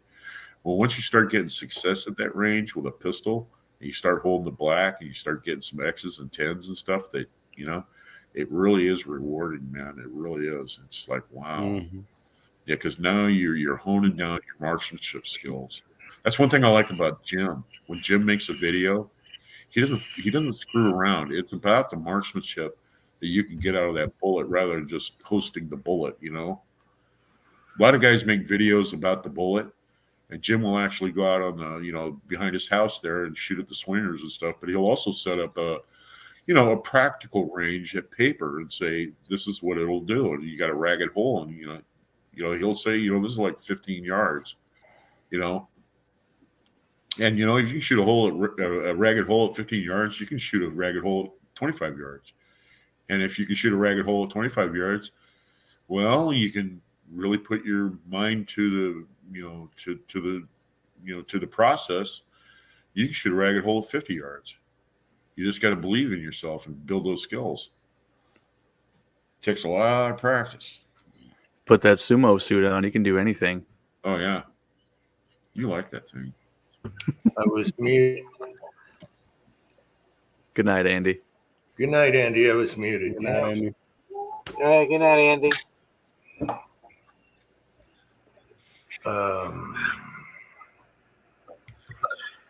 Let's see. Jamie is here. Did you get your phone call? No, I haven't got my phone call. He said he texted you. Yeah, well, that probably went to or either that or Google Voice. I don't have those anymore. They're gone. They were on the other computer when it died. Well, just have him ring you once and you can hang up, and that way you got his number saved, That's right. It'll save my number, and that's all I want because I want to stay in touch with Jamie. Jamie's a good dude. He's a really good dude. Let's see. Tim S. is here. Jamie is here. Hope I didn't forget anyone else. I asked her, Jamie, last night if has he ordered his 360 Remington yet, and he was like, "Not yet." But I watched a couple of videos on that, and that old boy that shoots clay with it, it blew that clay harder than the 4570 did. So shooting a Remington core lock. long thing, man. They had Shouldn't be hard to they convert had, 30-30 brass. yeah, they had a good comparison between the 350 Legend and 450 Bushmaster. Did he? It's pretty good.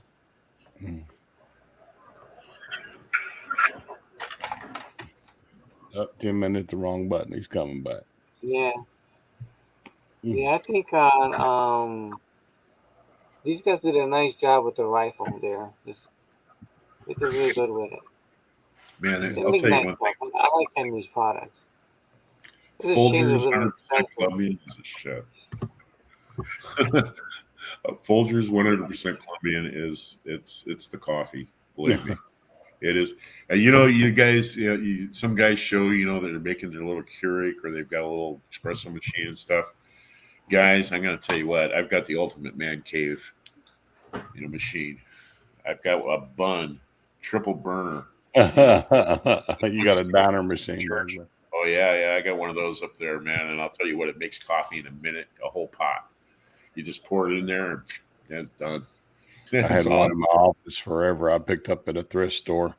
Yeah, And they're expensive. the internal element just I don't know if it burned out or got too much calcium buildup on it or what. But Yeah, you know what happens is people leave them plugged in, and then that heating element it'll turn on and off and on and off, and it'll just sit there and cycle. Well, if you go to a church, and they got one in their, in their greeting room or whatever, or their praise room or whatever, you go in there and that coffee machine's been sitting there, for a month, and it's just been cycling on and off, on and off, on and off, and then sooner or later it burns up, and so you got to unplug them, otherwise it'll keep it hot, and that's what it's supposed to do, but it's supposed to be used.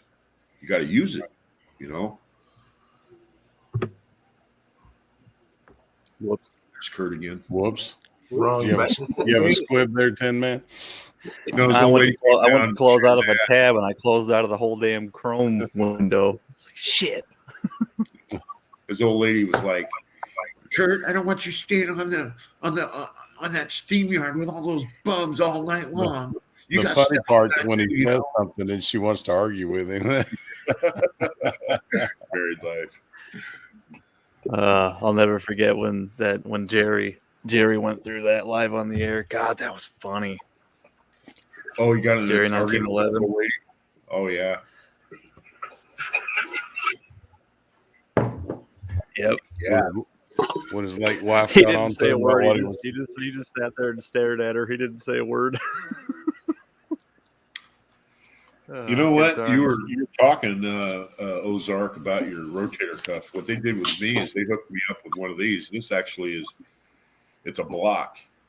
This actually is got it's got painkiller in it, and it goes around and it hooks into Oh, the back there. you got a nerve block going. Yeah, I got a nerve block thing going, and I get that out tomorrow, so it's going to wake up tomorrow, and things are going to be Yeah, uncomfortable. you're gonna be an unhappy camper. Have you started physical therapy yet? Not yet. Not yet. Yeah. Fun. They'll have you doing those rubber bands out like that, and you'll be like, "Oh, you bitch!" Yeah. Yeah. Well, you know what? Then though? I'm exercising so I can punch you right in the face. Yeah. And then you'll start the overhead stuff, and you'll be like, "Oh my god, I'm a little Yeah, well, you know what, dude? It's the road to recovery, and that's it. And plus down at work, they're all like, "Yeah, just take whatever time you need, Dave. Just take whatever time you need." You went over there and you were researching some stuff for us, and yeah, it's messed up, man. It really is. Oh, And not only that, it's easy to get confused in one of those containers that they keep the diesels running in because you look to the left and you look to the right, and they got sound dampening all over in there, and it's all black. And the only thing I seen was a door handle, and it wasn't even marked no exit. And when I opened that thing up, there was no staging there or anything, man. And then the wind caught it, and I did this like Superman jump, man. It pulled me right out of my shoes, dude. Yeah. Jim knows how hard the wind can blow on the canal. Jim knows. He was up here when the bridge went and blew down. Yeah, it actually sank the floating bridge. Yeah. I always thought the rotator cuff was the ball joint in your shoulder. I didn't realize it's the muscle that covers your shoulder. It's attached in 5 different places. Yeah. And two of them your shoulder blade, and one's at your neck, and one's at your bicep. And I was like, I'm like, what? Man, I'll tell you what. I came up off that table, man. A live wire, man. I was a live wire, man. Arcs and sparks. Yeah. Reaching across was my hardest. And they were all the way up against the wall. I bet that surgeon turned around and said, I'm going to count down to 3, 2, 1, and then you tell him it's time to wake up after you get him out of it, and we're all going to be standing away from him because I've seen this before. No, you don't do good with anesthesia. No, I do good with anesthesia. I mean, when they put the thing over me, and take deep breaths. So I was taking deep breaths. She says, "Okay, 99." Out I went, and I didn't feel a thing. I mean, they did a real good job as far as anesthesia. I didn't feel nothing until all of a sudden they said, "Time to wake up." And that's when my eyes popped open, and wow. Julio, you going Taking off, Julio. Yeah, I'm taking. I gotta get up early tomorrow. All right, Julio. Thanks for coming on. Yeah, hey, Julio, it's always a joy to see you, man. It really is. Same here, Dave. Take care. All right, good night, guys. Yeah, you take care too. Good talking to you, Julio. All right, buddy. Take care. All right, take care. Good night. How about you, Kurt? You been doing any shooting? When did I shoot last? A few weeks ago, you were shooting a 308. Yeah. 2 or 3 weeks ago. Yeah, something like that. When it got up to like 45 here during the day. So I went to the range, and now it's like 23 degrees outside. I don't mess around with that. You know what I'd do if I were you? I'd try red dot loads with cast bullets out of 308. If you got a 308 bolt action, just No, it's an AR-10. Oh, yeah. If you had a bolt action, man, you could just go ahead and just screw around with some cast bullets, do some loads that way. Make a few videos on it. Yeah, I would like the bolt action in 308 and 300 blackout. It was fun to screw around with. About that a couple days ago. Yes, I'll I tell you was. what, you don't need a fancy rifle. You can go and get you can get a Savage. What is that? This or one of those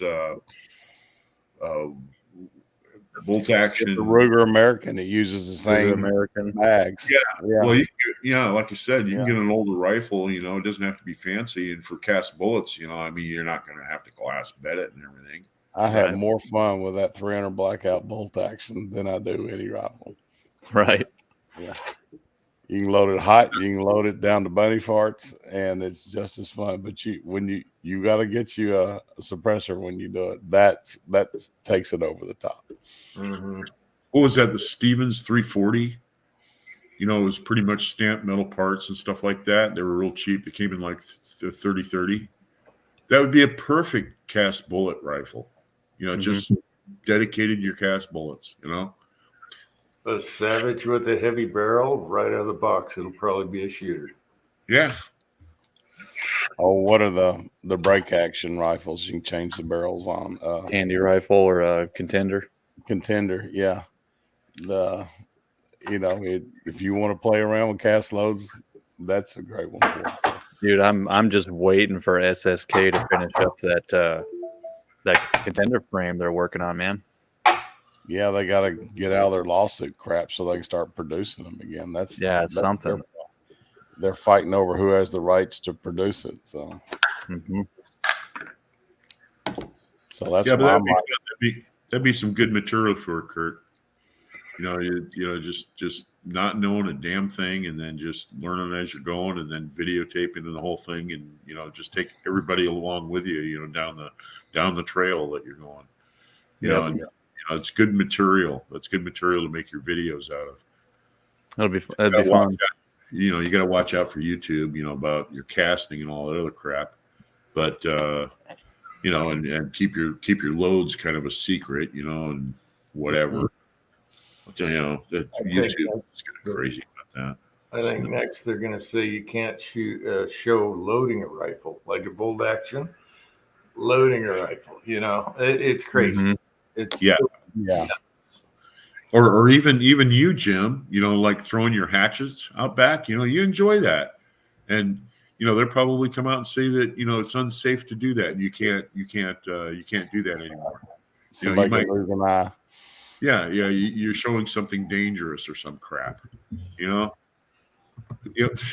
police, the video police, but yet they're practically letting mass murder go on the other end, and they let people do that. I want that contender because I'm going to start with a muzzle loader, and then I can put whatever else barrel I want. Yep. Not to plug anybody else's channel, but there's a guy on YouTube, and he goes by the Old Ranger, and he has nothing but black powder, and he's got these Pieta and Uberti, old, like cap ball revolvers, and he works them all over. He shows you how to, fix them up and buy the right springs and how to do the right nipples and stuff like that, so your caps aren't coming off. And he actually ransom rests them. He puts them in a ransom rest machine, and he shoots those things. He shoots those things, and they shoot through the same hole. We have Jeremy. Happy Saturday to you too, amazing M&G. M&G, good to have you. Yeah, I haven't seen him for a while, huh? Jeremy? I'm sure Cranky's hopping up and down on his couch right now. Yeah, I thought the game was earlier. I guess not. No, the Chiefs game was earlier. Yeah, the Chiefs and the Eagles, I figured they're going to win. So, yeah. I really don't have anyone to root for, so. I wasn't rooting for the Seahawks either. So, yeah.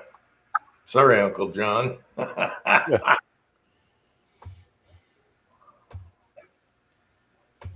like college. I prefer college ball. Yeah. I'm not kept up with basketball this year. So. And the other day they had high school on. And I was like, yes, now show the Pee-wee football. Yeah. Right. That's fun. When their helmets are too big for their body and stuff, the Pee-wees are fun.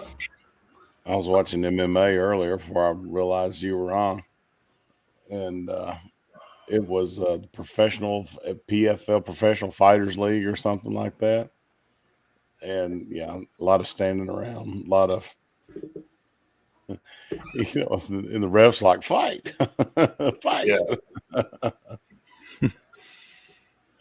Yeah, UFC is what I watch. They're in Brazil right now.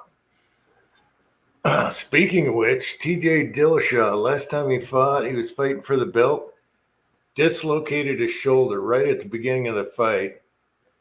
And the other guy who's got the belt is beating the crap out of him. And he's got one arm and he's trying to fight this guy. And the guy's throwing him down, wrestling and everything. His shoulder is totally out. So he makes it through the whole round, gets on the chair, pop it back. So they pop it back and he went like another half round. That had to have been painful. And the whole time he knew it was going to pop because it was happening during training camp. But he didn't want to pass up the belt.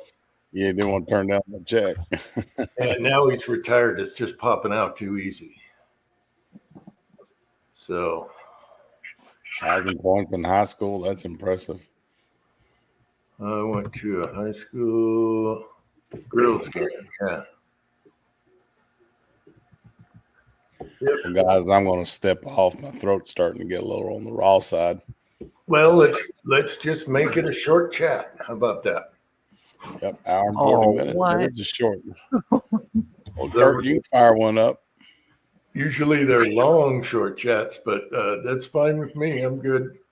I'm going to tell you what, Jim. I really appreciate you bringing me on the show tonight because I'll tell you what, man. I live alone, and I mean, there's nobody to talk to here. You guys brought me in and let me sit down, have coffee, put my feet up by the the wood stove, and say, hey, how you doing, Dave? I really needed some people to talk to, and I really appreciate it, man. All you guys. No problem. No problem. I bet you were Dave, tell Jamie he can give you my number. You're welcome to call or text me anytime. Okay, all right. Yeah. I'm just waiting for Jamie to call me. Yeah, I think he's got my phone number. So there's Pat at the restaurant. No, he's at the Al Pastor. Oh man, look at that Baba Ganoush. Wow. Oh yeah. Oh, he's getting himself a gyro, man. All day. Oh yeah. They got one of those things down there in Bremerton. They got a little outfit that does that same thing. And man, that place is packed. It's right outside the shipyard, man. That place is packed good. all the time. Oh, you can smell it 4 blocks away, man. I'll tell you what. Guys standing out there in their hard hats and everything, waiting in line. Got the onions going. Ooh, I bet that smells good. Oh, Dude, yeah. I ate at Cracker Barrel for lunch, and that looks way better. But Cracker Barrel's pretty damn good. I'm pretty good on a Blackstone, but I'm not that good yet. Go in and there's a place that does cheesesteak. Steak going and everything. That drives me out of my mind. That just smells so good.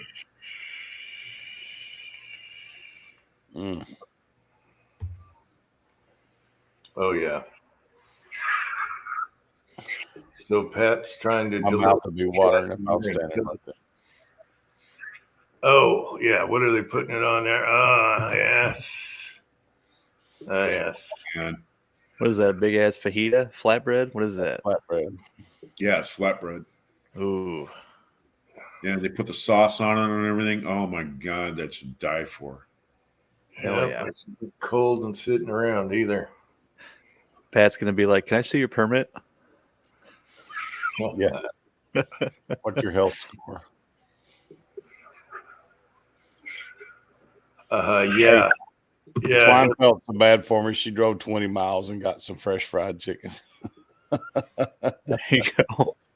She Yeah, called, can you put some down? They were like, yeah. So they cooked it fresh for her. So I hate smoking in the house, man, but I don't have a choice. God, I hate smoking in the house. Patriot Paul is here. Hey, Patriot Paul.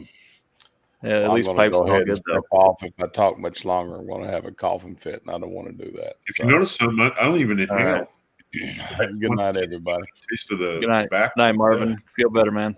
Sir. All right, thank you. Yeah, you too. Hey, Marvin, you get some good sleep, dude. Appreciate it, Dave. All right, Yeah. you get to feeling better. All Yeah. right, bye-bye. All right, Take care, bye-bye. bro. Pat, you're Satan. You're Satan. That's who you are. You're making us watch this. And I'm blowing it up. And yeah, talk about the devil's advocate up there. He's blown up worse pictures before. Supposed to talk about that though. Oh, you know how you click on the square to remove, right? Well, You clicked the wrong button. enlarged. Oh, that was so bad. I'm Yeah. traumatized for life. It was horrible. HESA is here. He saw us here. Hey, Esau. Oh, traumatized. Oh man. You know, Pat needs to get on here is what he needs rather than Yeah, show but us. he's out on the streets. By the time he gets back and he gets eating on that thing, we're long gone. Well, not just that. I mean, if I ate that, you give me 20 minutes and I'm sawing a log. Oh yeah, it's Yeah, not. yeah, that's carbo overload. It's like the big burrito places, just like they showed there. Oh, Yeah. good night, Ozark. I'll tell you one thing though, nothing tastes better than Chinese food that you get off you go up to 4th in there in Seattle. Nothing tastes better than that Chinese food, man, while you're sitting there waiting for the ferry out there on the ferry dock, out there in that salty weather, and you just wait for the ferry and you're eating that Chinese food, man. That is just awesome. There's nothing like it. Man, Chinese food tastes so good when you're down there. I used to get it delivered, and I miss that a lot because we Yeah. had a good place until they changed owners, and the food totally changed. It was like, what the hell is this? Yeah. That was the end of them. Yeah. Yeah. Why even go into business? If you're gonna serve crappy food, anybody can serve crappy food. Make a name for yourself, make some money while you're at it, Yeah, that last one was a burrito. That looked good. My cat used to love Chinese food. The cat that's out in the front yard now. Oh, He would love he when that doorbell rang and he could smell it through the door. That was it. He loved the chicken and everything. I'd get all the house special stuff, and oh yeah. One of my guys went and stopped by the house and he gave me some takeout. And because of my, being anesthetized and, having to take, narcotics, they told me to avoid stuff like that with peppers and stuff like that, just avoid it because you're going to be sorry. So I had to turn down some awesome looking chow mein, man, he brought over here. It was like just still had the steam coming off of it. And I told Russ, I said, man, you're killing me. You're killing me, man. I can't eat it. If I eat it, man, I'm going to be sorry, dude. What is Paper Chicken Chinese restaurant? Paper Chicken? I don't know. Hey, man, I think I'm going to bounce out, okay? And I'll just stay in the chat, okay? Yeah, we're probably going to end this shortly anyway. All right. Hey, you guys have a good night. It Yeah. was great seeing you, Kurt. You too, Dave. Man, I'm sorry to see you down under the weather, but get better and do what they tell you, and you'll be all right. Yeah, I'm just going to do what they tell me, man. Just take my time doing it. No. All right, dudes. I'll catch you later. Okay, All right. get better, Take care, Thorzak. Dave. Bye. Take care. So, and then there were two. Oh shit! It's only 8:50, man. What's going on? Yeah, and I'm being really good because the last couple chats have been really bad. So just water, H2O. I never would have thought that I'd be drinking and you wouldn't be on one of these. I know. I like to get hammered on the chat, but I thought, nope, tonight's water. You're going to be a good boy. You're not going to get, because that was last week was. So, and then the week It's okay. It happens. before- Yep. So Dude, so does your son connect 3D print off of one of those Raspberry Pis where he does it all over Wi-Fi, or does he use the SD card and plug the card into the printer every time? I think he does the card off his computer. Yeah. And then he just takes the card out of the computer, then puts it in the printer and prints off of that. I think so. There's no Apple Pies using no. Okay. So- Yeah, so I can't get my freaking Raspberry Pi to connect to my Wi-Fi anymore. It's driving me nuts. Oh, because I used to be able to just do everything on my computer and then click a button and it would send it over there. I wouldn't have to dick around with a card, but I haven't been able to get it to work ever since I put a new Wi-Fi in my house. I can't figure it out, but I also haven't tried that hard. Yeah, I think I can ask him. Maybe he uses the phone, throws it to the phone, and then does, I don't know. I don't see any gadgets over there, though. Yeah, it would just be a little tiny small computer next to it. That's all it is. Mm-hmm. I just have to go through a tutorial on how to do it again. It's been 3 years since the first time I did it, and ever since I set up that new Wi-Fi with that router that Pat hooked me up with, I haven't been able to get it to hook up. I just got to do it all over again. I was impressed with Six Shooter Texan here on the slug things. He's like, "Oh, let me adjust that." And then it printed nicer. And then he's like, here, you want it shorter? Boom. And he had it. He just linked it to me right away. I mean, it wasn't. He's got a hell of a lot better program than we do, us hobby guys. But it's knowing how to do it, though. I could never do. I couldn't do that at all. Yeah. He's using a D card. Okay. I want to print a bore guide for an AR-15 for cleaning it. So I mean, I don't need one, but it'd be nice to have. Kind of like a guide for a bolt action too. Right. I'd have my son do that. I usually just stuff a rag up in there and let it, in the mag well. Yeah. That's probably what I'll wind up doing, or just tilt the gun down so all the solvent goes out of the end of the bore and not where you don't want it, Well, for an AR, it ain't gonna drip into your trigger or anything, anyways, because you take the upper off and don't worry about it. So take the upper off and tilt it down, and I usually take the upper off, tilt it down, and then use the paper towel roll thing and tape the end of it, and just lightly tape it on the barrel, and everything spits in there. Yeah, all the patches, everything, and just boom, bang, pow. Mm-hmm. I shouldn't talk though. I got a million to clean. It's cold in the garage, and I don't like doing it in the reloading room.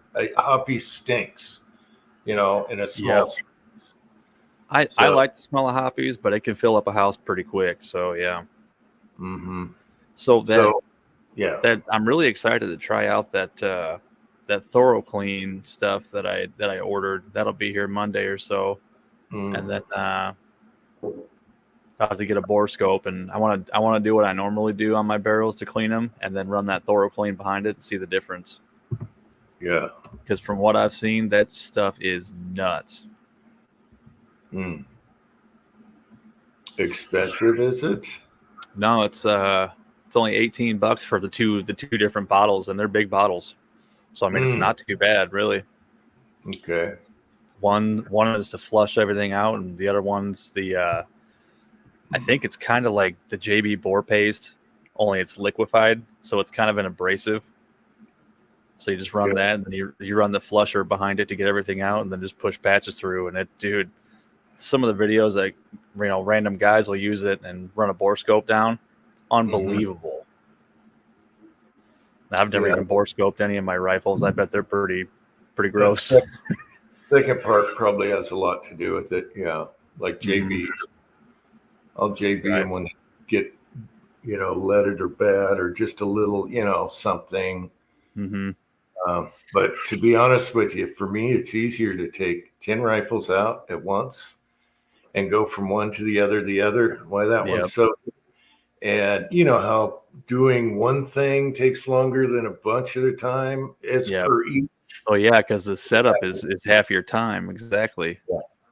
And you can do it outside on a table, those cheap fold-out tables, and just go, and just share the stand, and it doesn't stink. It's outside, Yeah. You spray it out in the backyard, all that crap. It doesn't matter. Yeah. Yeah. So it's inside. Oof. Yeah. I have a fan, but an exhaust fan, but I need a bigger one, I think. Then I'll do it in the reloading room. Mm-hmm. But you can still smell it with the fan running.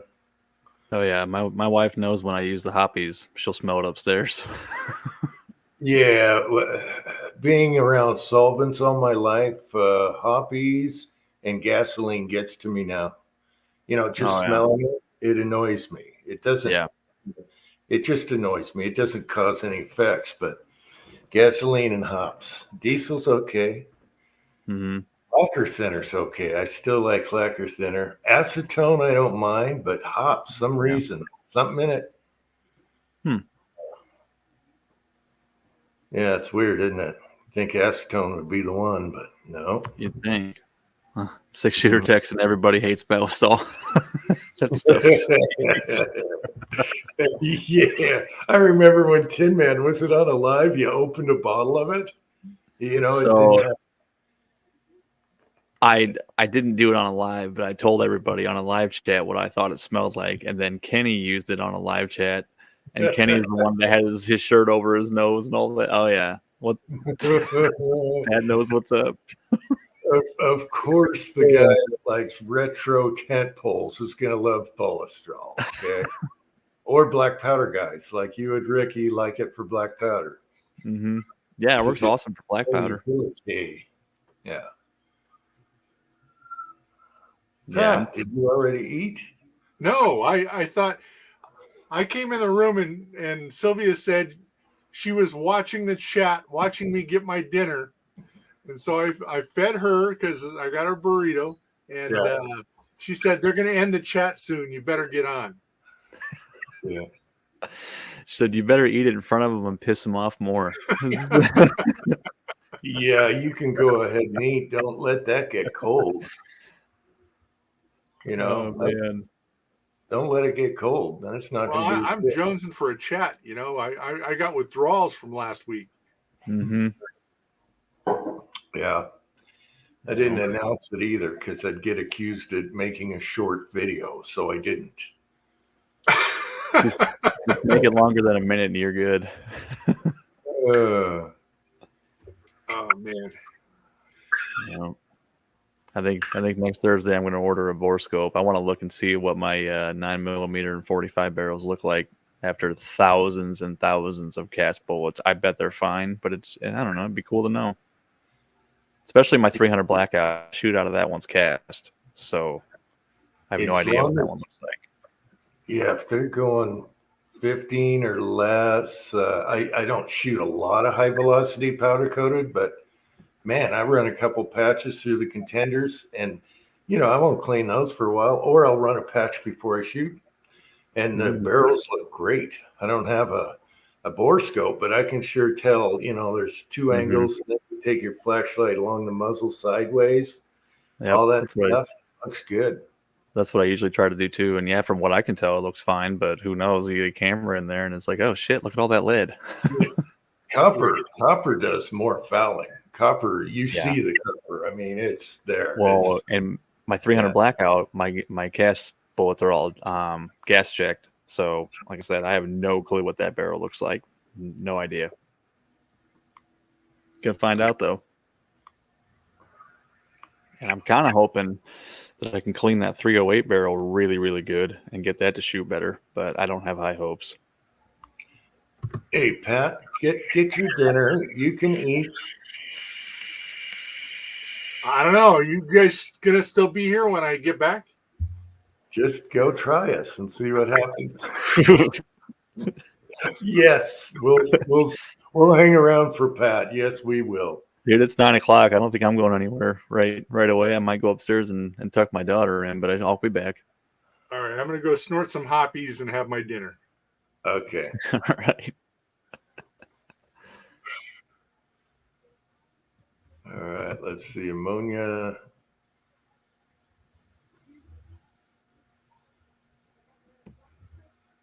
Envelope making machines. Ooh, that's gotta smell ripe. Yeah, Hippo. I've been looking at the those test long bore scopes that everybody else has, and they seem to be happy with them. So, and I've got Amazon rewards points. I've got like $30 in there, so it won't cost much. Why not? Well, you're OCD. I don't want to know what my barrel looks like. It's not because I'm OCD. I mean, hell, I pull a bore snake through it 2 or 3 times and call it good 90% of the time. Yeah. I don't know. It'd be cool to know. Yeah, or G96 and a patch, boom, right through. Especially the single shots. That's easy. Mm-hmm. Doesn't stink. Yeah, I wouldn't want to know because then I'd be traumatized. If one of my favorite rifles looked like a sewer pipe, like the Arisaka, I'd be traumatized. That's the thing is if it shoots good, then it's irrelevant what it looks like on the inside. Who gives a shit? So at least then it's like, hey, this looks like crap and it still shoots good. So and some guns like to be fouled up. So yeah, you got to start all over again. Yep. I don't know. It's weird. I don't worry about it. I just plink anyway. So I don't. I'll never get into like high precision rifle because it would drive me absolutely crazy. Or attempt at that. Yeah. If I can shoot under an inch at 100 yards, I'm fine with it. Me too. That's going to do its job. And that's what my guns are for. Just doing their job. Take care of business. That's fine. Yeah, you look at those, squirrel head theory. Squirrel head. Yep. That's I'm fine with that. So I watch those bench rest guys at the range. They break out their brake cleaner after 15, 20 shots, and they do the whole bore scrubbing thing like every 20 shots. It's like, I mean, it's pretty cool. They can shoot a gnat's ass and you hit it every time, but that would drive me crazy. Crazy. Yeah, it's different kind of shooting though. Then it's work. No, not. It's just me. I know how that could be like awesome. Yeah, but it's not me. It's too much. But part of me wants to think like, shouldn't your a good barrel, be accurate for at least like 200 rounds before you have to worry about cleaning it? You know what I mean? Like if you got a barrel, you got to clean every 30 rounds to get accurate. That's kind of sucks. Well, the match shooters that have really good barrels, they're constantly, after so many sets, they're cleaning them. I think a lot of them now use the nylon patches, so no bronze brushes because bronze stick and do stuff, and I gotta get some nylons. That's what I picked up too. I got some nylon too. I got one for 30 cal, one for 22 cal. Yeah, I have a couple, but all my other ones turned into cleaners for something in the garage. Right. That's where most of the bore brushes go, in the garage to clean out a pipe somewhere. Yes, covered in oil and ether. yeah, on a drill bit. I remember when we were at this, when I was at the shop, we had all these stainless steel brushes. And people would come in and grab a whole bunch of them, come to the counter and said, "Hey, you sure you want to use that on your bore?" And no, it was for work. These guys were, machinists.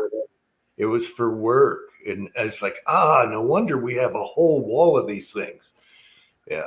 I'm like, who's ordering these stainless steel stainless brushes? What the? Yeah. So.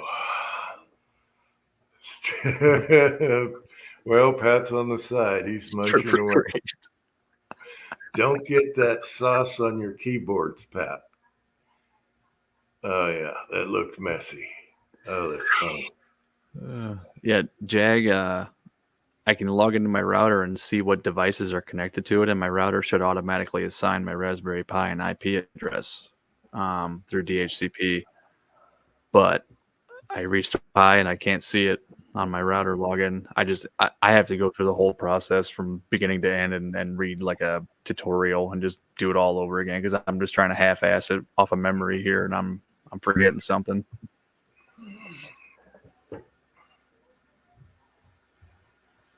Yeah, I think next order I'll do some nylon brushes. Birthday discount. Yeah, and they were cheap with my birthday discount. They were like $250. I mean, they didn't cost nothing for the IOSO brand, which are pretty good. Okay. Yeah, I'll try that. Mm-hmm. My brush supply is getting pretty skanky. See, I've got full sets, like good sets of bronze brushes, but I don't know. Figure I'd try the nylon, see what happens. It's not like a bronze brush is going to make your bore. I mean, I'm not worried about that because your bronze shouldn't. If your bronze brush messes up your bore, you got bigger issues. Yeah, it was something about pieces breaking off, and I don't know. Pieces of your brush break off, they'll blow out with the first shot you put through the barrel, anyways.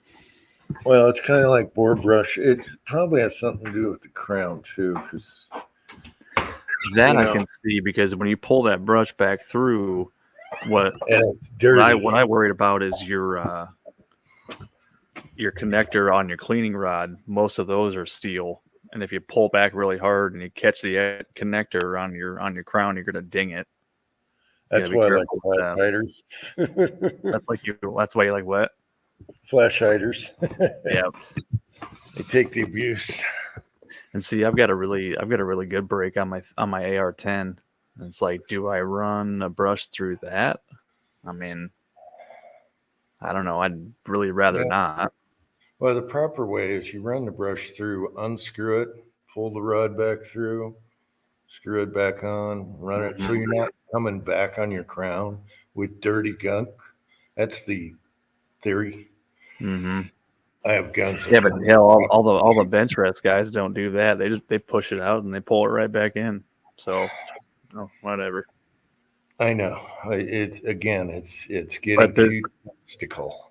There's all kinds of mumbo jumbo hocus pocus on barrel cleaning. It's like shit. I just want something easy that works. And Bolt Action Reloading did a really good video on barrel cleaning being stupid easy, and his results were awesome. Cool. Yeah, it's good to get most of the crap out with a patch before you take a brush anyway. Mm-hmm. Yeah. But he showed a barrel that somebody asked him to clean for him, and they had told him, yeah, I just cleaned the barrel. And he ran a bore scope through it. Oh no. What he was doing was not working. Then he did his regimen, which took, I don't know, 10, 15 swipes with that ThoroClean. You don't have to let it sit. The only thing you have to let sit is your carbon eliminator on your carbon ring in your chamber. But that ThoroClean stuff, you push right through. It's ready to go off the bat. And it was nuts how clean that barrel got. So just something to play around with. I plan on doing some videos too of my experiences with it. Like, hey, this works, or hey, it doesn't. Yeah, do some vids. Mm-hmm. Like, hey, my barrel's clean, but now it shoots like shit. It's all over the place. Son of a bitch. Oh, that'd be funny. Here's the before target, and here's the after. Yep. It'd be funny. Let's see. We still got 18 hanging in here. All right. What else? What else is going on here? Hobbies on the same way, man. That's what I've been doing. What about the heat in your shed? You figured that out? So and like I said, what that is a single pole thermostat or rheostat on the electric heater itself. And I know better that when you turn those all the way down, they're still on. So when it gets below, say, 50 or whatever temperature, they're still going to run. I knew that, and I forgot to shut the breaker off in the wintertime like I normally do. And all of a sudden, I opened my heating bill, and I said, how the hell did I use $160 worth of electricity this month? And I went, shit. And I went out to the shed, and sure enough, it was running. Damn it, it's probably been running for 2 months. It's like my furnace. I'm like, why is that kicking on, kicking off, kicking on, kicking off every 2 seconds? One of the thermostats was set funky, and it was just trying to just barely warm the room instead of give it some more heat. And constantly on off. It's like, come on. Yeah, that's bad for a boiler too. They're supposed to run for quite a while. Yep. But I know. I just need to put a switch on the power supply going into that, wire, just like a light switch above that heater on the wall, so I can leave the breaker on and just slap the heater off if I want to. That'd be the smart thing to do. Yeah. I found they work better if you, instead of turning your heat down in all the rooms, it just struggles more. And like you say, you keep it up 68, 70, whatever, and Mm-hmm. it stays warmer in there and it's not trying to fight. Yeah. Yeah, your newer high efficiency boilers, you want to be running like 80% of the hour. You know what I mean? If you're pushing low temp on them, if you're pushing high temp, obviously you don't want that. But it just depends how your system's set up. I've watched hours and hours worth of really good videos on that, because I was going to convert my house to in floor joist heating. Mm-hmm.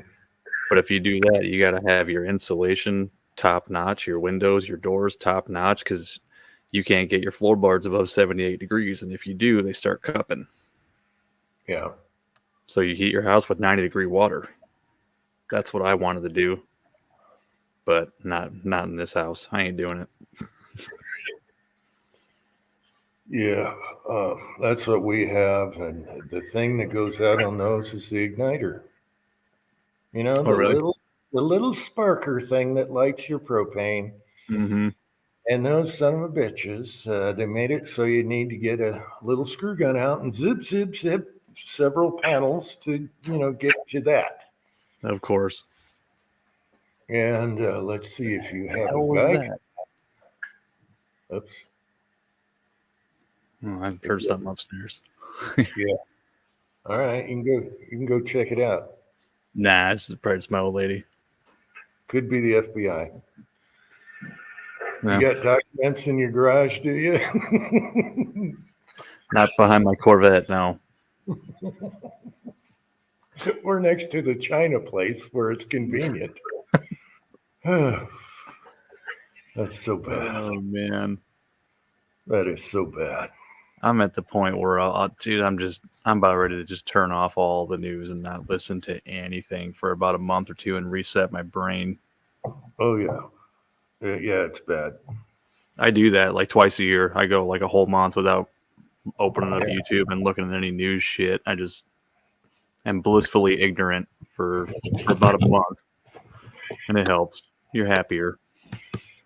Yeah, I want to keep up on the pistol braces right now, but yeah, the rest of that crap. I mean, they're not doing nothing about it, so. Yeah. Until they do, then I want to see the fight.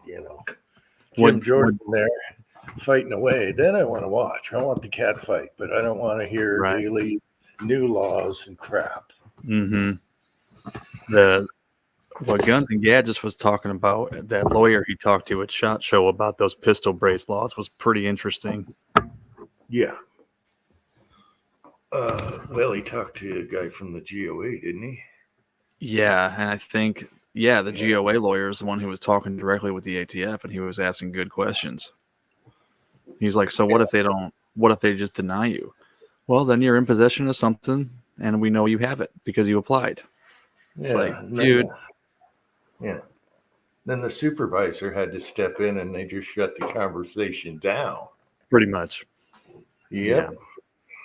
So it's like, okay, so taking your pistol brace off of your pistol is no longer sufficient. Now you need to remove the carbine buffer tube, or no, I saw something about that. No, the wording in their shitty rule made it sound like they were trying to say that even having a buffer tube on there was a no-go. No, that's for function. If your gun needs a buffer tube, it's okay. But if you can throw the buffer tube against your shoulder, doesn't that, go into conflict with their new rule? Really talk about surface area, and a buffer tube has some surface area. Mm-hmm. Right? However, the buffer tube is necessary. That's how that gun operates. Unless you have one of those CMMG Defiance or whatever that doesn't need a buffer tube, but that's one gun out of millions. Yeah, the ones that can fire folded, then you get then that's what they're trying to get after on that part. Yeah, it's just But I think dude. they're going to get shut down because there's so many vague things they got in there. They only made 250 pages on the stupid thing. Especially with that Fifth Circuit just smacking down the bump stock ban for the same goddamn thing. It's like, dude, how do they think this is going to go forward? But look at the other side of that. It took what 3.5, 4 years for them to come down on that bump stock ban. So how long is this one going to take? Yeah, but which is scary. You know, the bump stock's scarier. Pistol braces. You're messing with people that have disabilities and stuff. Oh yeah, you got the American Disabilities Act on that one. You know, as one part of the defense. But then they're just going to be like, okay, well, if you're disabled, you can have it. If you're not, you can't. You know, they're just going to do some stupid shit like that. I saved a few of Zoe's baby shoes. I should pledge my next. Oh, whatever you do.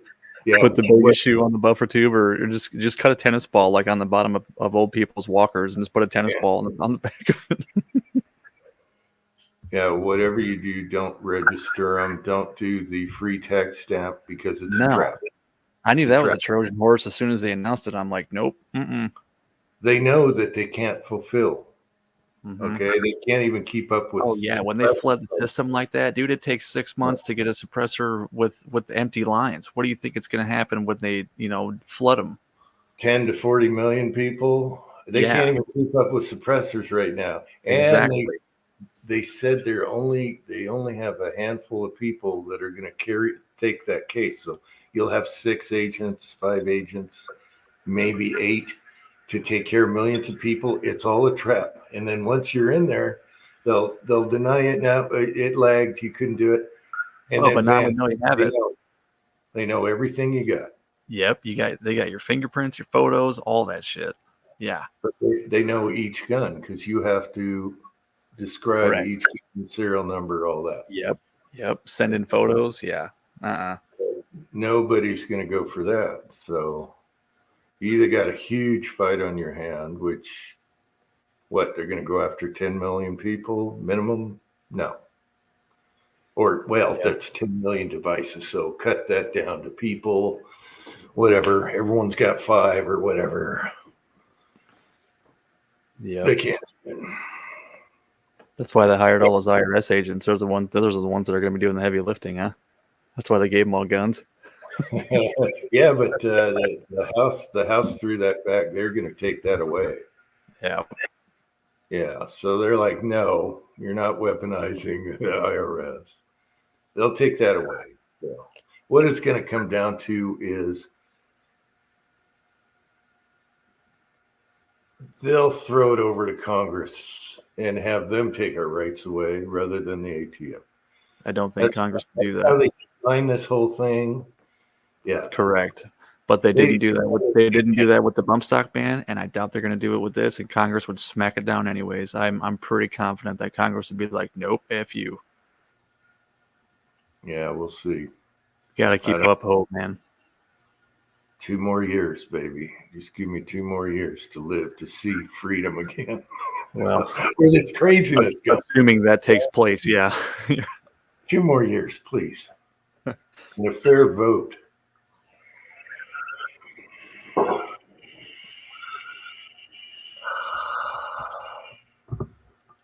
Send the troll pics.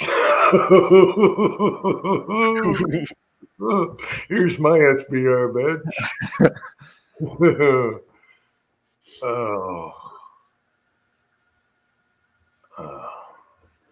Oh well. I do love braces. I love me a pistol. See, I have an SBR, but SBR, you have to notify them when you change states, like you're on a trip.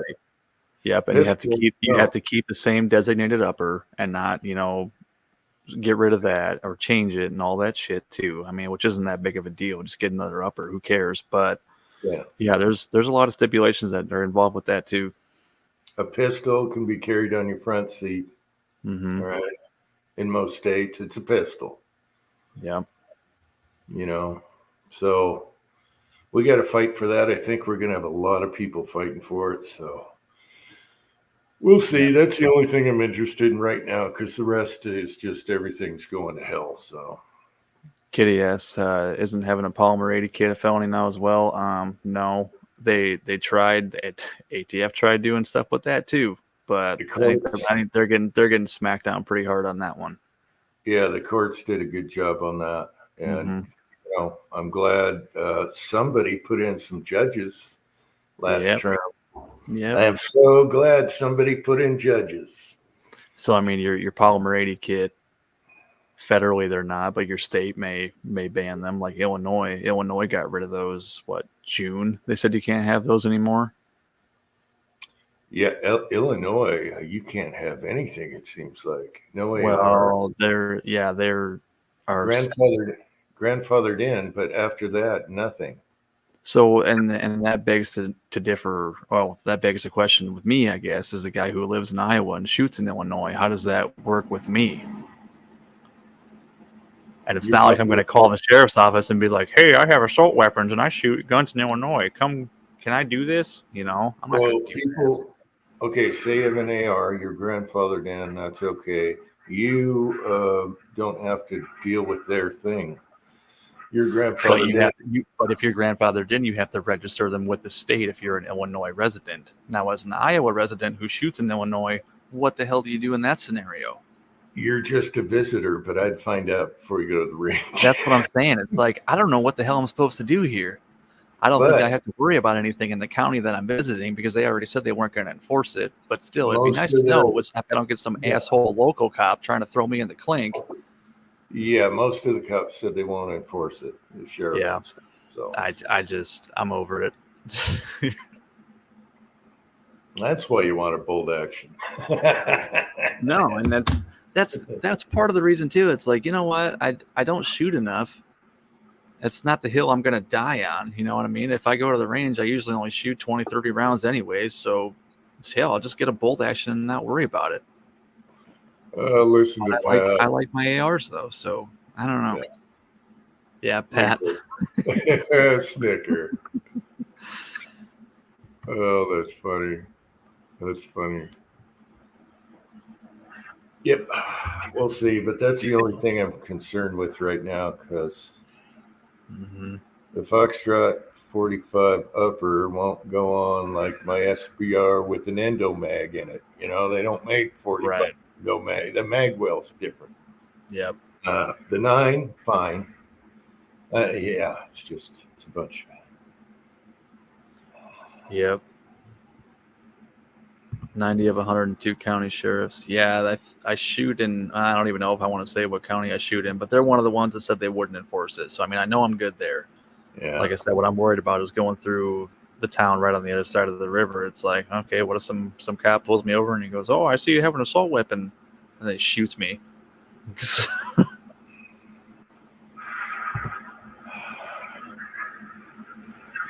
Yeah, that's kind of how it feels, James, for real. They'll have a sign, "Built the wall for Tin Man." I haven't taken my 3D printed firearm over there in a while because I was like, I don't even know if I'm legally allowed to have this over here. So just leave it at home. Why not? I wish I could find a range like that in Iowa, but I can't. There's nothing around here that's that nice. I did see something I like. Savage, it's wrong caliber, but Savage had a little folding brace pistol bolt action. That's cool. It takes AR mags. What was it was 6.5 Creed. I was like, oh, man, God. The worst caliber. Yeah, why isn't that 300 blackout? Yeah. That would be cool because it's like that and folds up. Did you see Magpul is bringing back their little box gun? You flip it and it's... They said that was coming out like 10 years ago, 8 years ago. And now what is it now? I've never heard of anything. I've never heard about it. It looks like a little bigger than a VCR box, right? Mm-hmm. Okay. And you flick it and it opens up. You got your little stock and your Glock mags, and it's like a little Glock with a little bit longer barrel. It's about this big. It's like this pistol. Oh yeah, Nice. I wanted one 8 years ago. Now they're saying, oh yeah, we're coming. Maybe next year it'll be out. It's Oh, yeah. coming. We'll see it in 3 years. Yeah. I saw you 10 years ago, Yep. but Yeah, I that's just holding the Twinkie in front of the guy on the treadmill. That's all they're doing. Yeah, I always thought that one was intriguing, because you just have a box sitting on your front seat there. It's just a little black box. You don't even know what it is. It's a freaking Decepticon transformer. There's a 22 pistol out there that does the same thing. It's a little tiny box. The little life card, yeah. Yeah, and you just flip it and you got half handle, but it's a single shot. It's like, wait. Yeah. Boom. Hang on. Yeah, but wasn't there some legal bullshit with them because they weren't classifying them as firearms, so they were selling them without having to register them, and they got some deep shit with that one, didn't they? There was something about I forget the wallet thing law, whatever. But this is new. This is a new shot show gun, so I guess they ironed that out. Cool. Yeah, but a single shot 22 Magnum, not my go-to. But it's neat because you wouldn't even have to hide it. It's better than a sharp stick though. So yeah, it is. It is. Yeah. Someone tried to mug you, and they'd be like, "What the hell is that?" That's how you pull it off. You make them look at it and wonder, what the hell is a bam? Yeah. And it's like, no country for old men. Here, just come here. Yeah. That just reminds me of that scene off of that El Camino movie, the Breaking Bad movie, the sequel, or the sequel after Breaking Bad, when Jesse's having that gunfight with that guy in the garage, and he pulls out that 22 pistol. He's like, "What are we gonna do? Go outside and do some plinking?" And he's got the other one in his coat. He's got the other one in his coat pocket pointed at him. So when he draws, he just blasts him with the one in his coat pocket. I was like, "That's badass, dude. That was a great movie." I watched all of Your Honor. That's pretty good. It's better than I thought it would be. Okay, let's check that one out. Theme. Yeah. See, Bryan Cranston though, he's fallen into that woke bullshit. I saw an interview with him where he was talking about that. I'm like, no, dude, not you. Come on. Yeah, and he acts the same. There's no change in acting between those two series. Yeah, he's the same. He acts the same character. Okay, good. I hate when these celebrities just talk about toxic masculinity like that pussy James Cameron. Don't even get me started. Right, Pat? My dad says that's for pussies.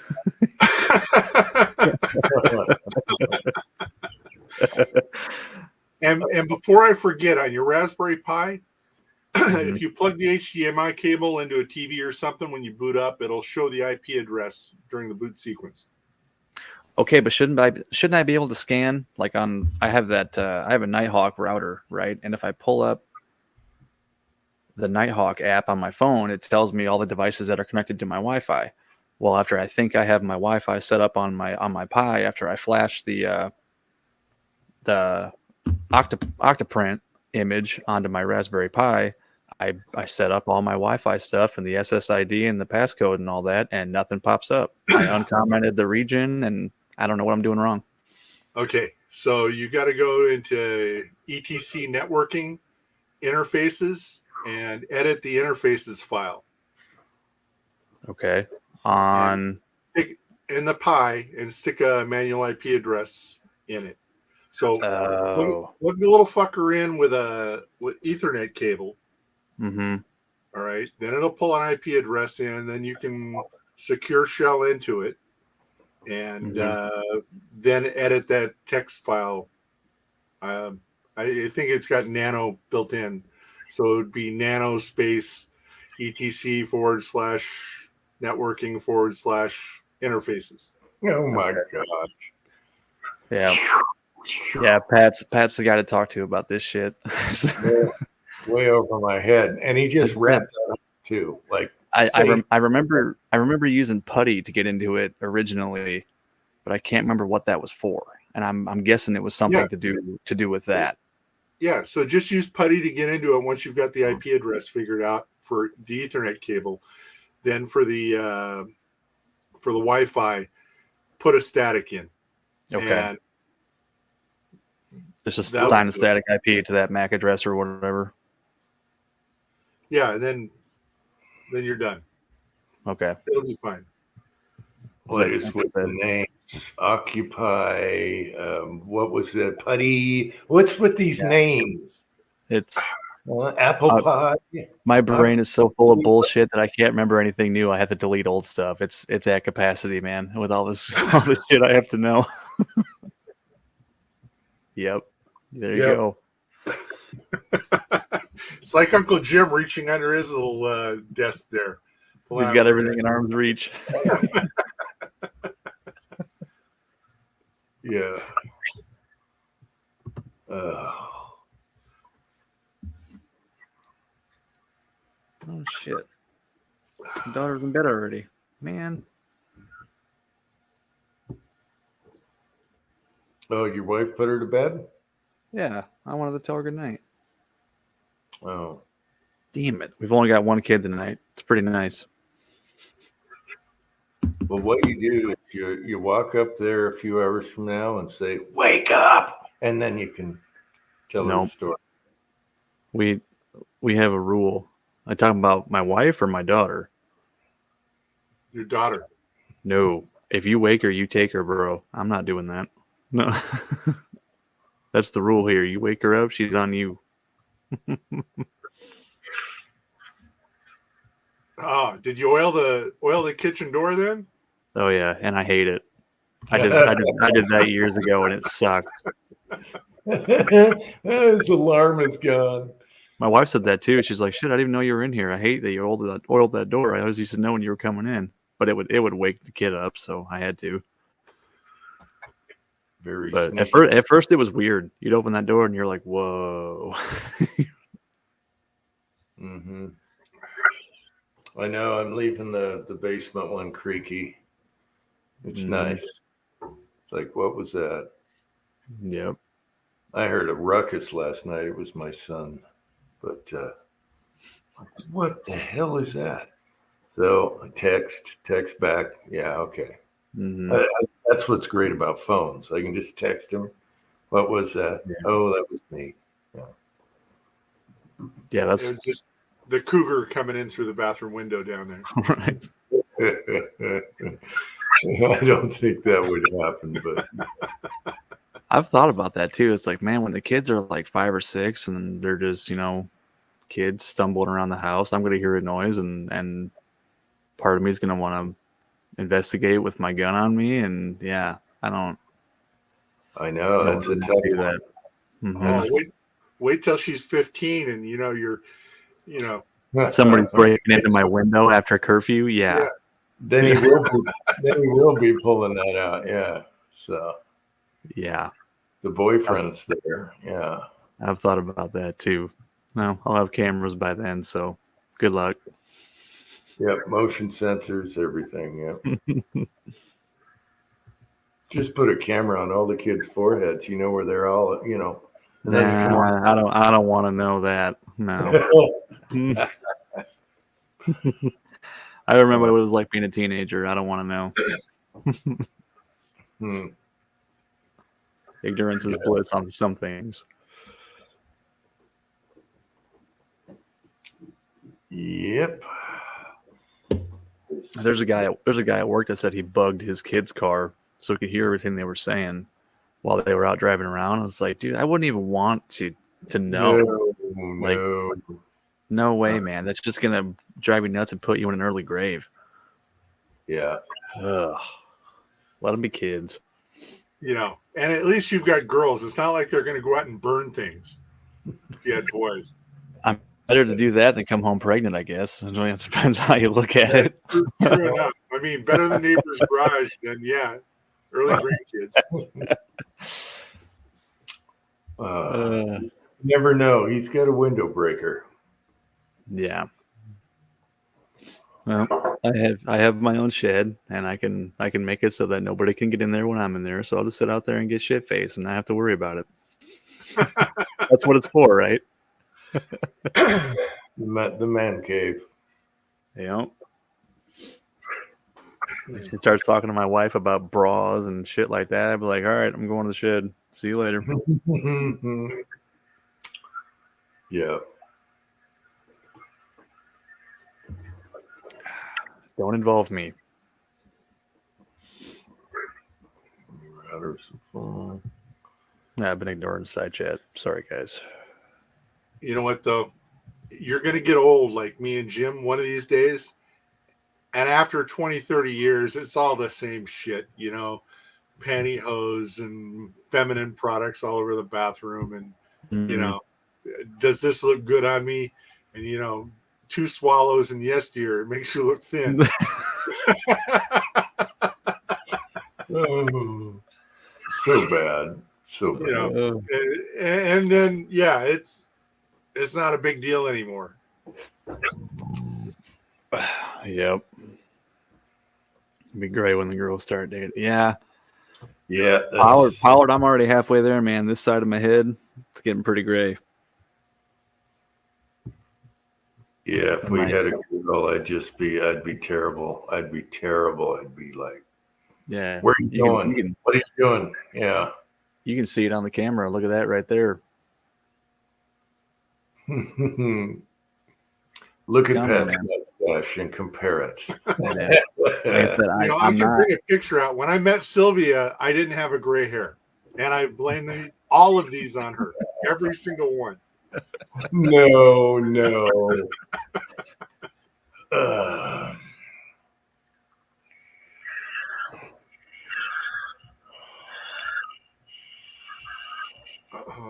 What's Vanessa doing here? Simple old white-haired math teacher.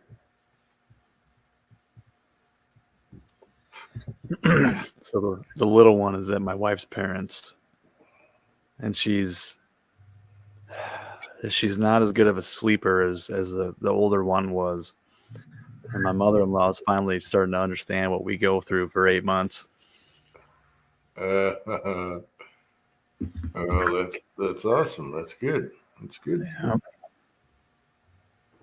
Yeah. So at least they only have to deal with it for one night, then they can ship her back, you know.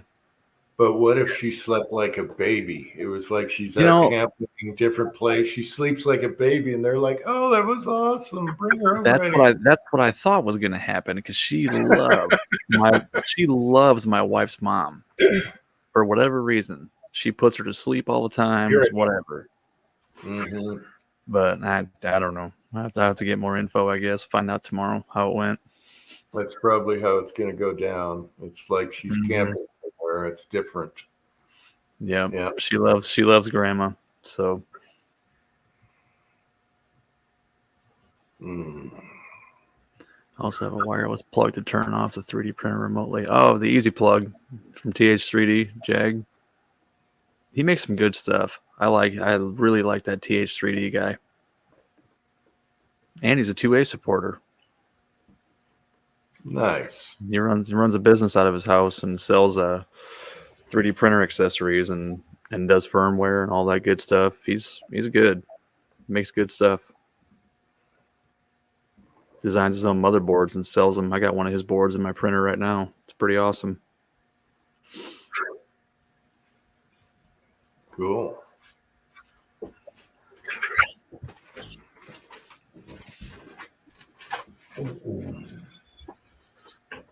What do you think about that filament that is kind of like PVC? What do they call it? It's not PLA. It's not nylon or PETG.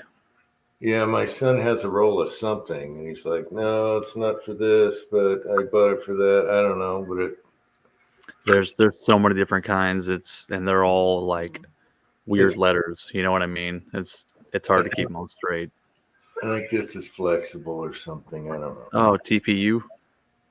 I'd have to ask him. Why did I bring it up? Way over my head. Raspberries and octopuses. You know. That flexible filament is pretty cool because you can make Crocs. You could 3D print a Croc and have it flexible and be a shoe. It's pretty badass. I don't think it's that flexible. I forget the name of it, PLA or something. But I'm like, oh, is it like PVC? It's like, no, it's a little more of this. I don't know. It's been a while. Yeah, I've got nothing but drama. I ordered a. Oh Look, shit! I broke my main board on my my ender. Oh shit! How'd you do that? The hot glue. I was trying to pull. Oh yeah. And it ripped the connector off, and it was the one for the thermistor for the hot end. So Yep. I couldn't get it to run. So I don't know. 3 chats back, Mig said, "Hey, just get another one off of Amazon." Instead, I go and get this super bitchin' one off of eBay. SK3. What? Which one? The SK Mini? Yeah, and it came with a little rubber ducky and everything. It was really neat, except it didn't have a connector for the bed heater. Oh And- Jesus! And it doesn't work on an Ender V2 because in the frequently asked questions, no, we only work with a horizontal display, not a vertical one. So I'd have to get another display for it. And it's like, screw that. So I got another board coming. But anyway, the rat bastards 3-day shipping my ass. It came from Shenzhen and took 3 weeks. So I just got it. And it's like I had the thing all apart, and it's like, oh shit. So Amazoned up another one, and I'll be fixing it tomorrow. Nice. So I'll be back Yeah, in business. I was just gonna offer you my stock board, but I remembered you have a V2, and I've got the Ender 3 Pro. So shit, that wouldn't work. Yeah, my stock board's around here somewhere. That's all right. I got the latest and greatest. What 4.2.7 or whatever it is. Yeah, mine wouldn't work with yours anyways. I got the old horizontal display, the pixelated display. Vanessa, that's a good point. Why not just 3D print your own rubber duckies? You could. That'd be interesting. My big problem with doing the duck cams was finding the right size duck. So that might just do it. I forgot about the duck cam thing. Oh yeah, I know. Yeah, and since Kenny stopped doing it, I might make duck cams. If I could print ducks. Did he stop doing cams? Just went straight to rifles, or too busy? He hasn't had them in stock in a year now, and I don't think he's doing them. He tried to pawn off the assembly to another company, and I think they screwed him. Oh, okay. Of course. Yeah, he's got bigger fish to fry with gunsmithing, I think. Well, he made mention he's leaving the railroad, Mm-hmm. and that's crazy. But man, well, hats off to him. Being your own boss is great. That's right. Yeah, he lawyered up and everything. He had the person on his chat with him and his wife. There was a woman sitting there, and I guess she was what the hell was her position? She worked with law enforcement and stuff too. I think she might be like a lawyer or something like that. She's part of the team, or no, she was customer support. Yeah, I was going to make mention of her short shorts, but I kept it cool. Inappropriate.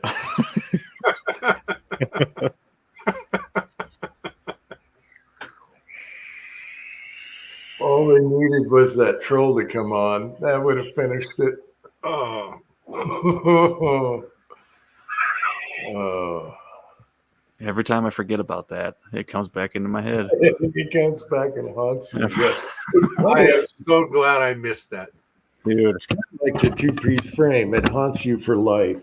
God, that was horrible.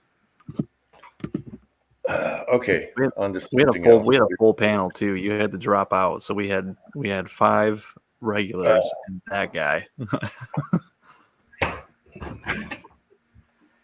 Oh well.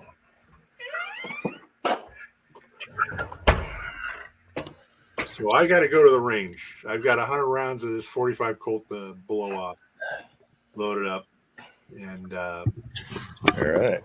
Wait, 45 Colt. You got a conversion cylinder for one of your black powder guns, or what? When did you get a 45 Yeah. Colt? I didn't. Oh, cool. Yeah.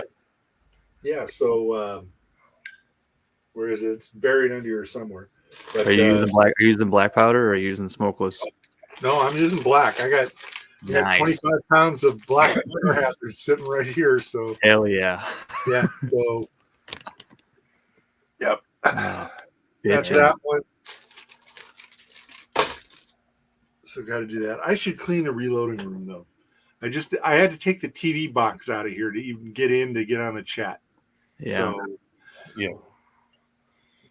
I say that every week, and it just keeps getting put off too. I get it.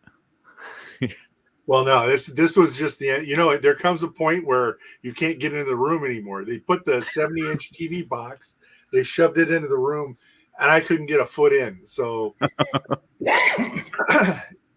yep. Yeah, remember how I used to keep my reloading bench clean and everything? Now I got rifles on bipods on the floor. I got bullets and trays on the floor. I'll go walk to get something and kick it, and son of a bitch, you know, all these bullets. Skittles all over the floor is what it looks like. It's a nightmare. Oh So yeah. you got your little one space to work. Yeah. I've got some bullets that spilled last year sometime, still lying on the floor over there. You know, it's this fucking COVID headache that I hate worse. You know, I can't bend over to tie my shoes much without it hurting like a son of a bitch, let alone getting on my knees and picking up bullets. That's the worst part about it. I got over COVID quick, but the headache's still here again. When did you have COVID?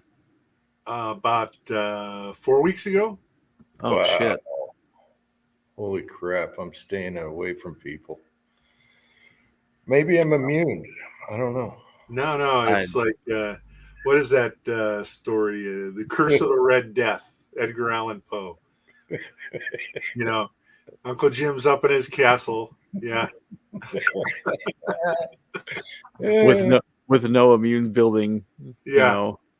thing going on. So all of us have had it 3 times now, and you're Right. Yeah, but hey, we got to go shopping and bring it home. So, I don't know. I used to nag, wash your hands. Now I don't. I haven't nagged for 6 months or something.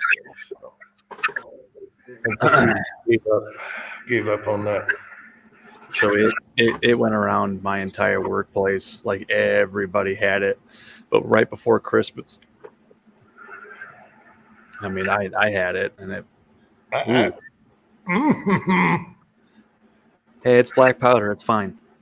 It's non. That's not serialized, bro. Oh, look, we did a my stand-in live chat for Jim Mm-hmm. when he was wearing the wig and makeup. Anyway, we did guns like crazy. We just tried to live casting, Everything. live reloading. Nah, I don't care. But yeah, there's the conversion cylinder for the pellet gun. So Oh yeah. the ass end comes off. And Yep. And you can just pop that cylinder out and drop it into a glass of ballistol, and there you go. But yeah, the thought is, I wonder how many rounds I'm going to get out of it before it locks up. Look at what Idaho said. Idaho. Don't be so quick to judge, because I just watched that movie, The Pale Blue Eye, last week, and it was really, really good. So I mean,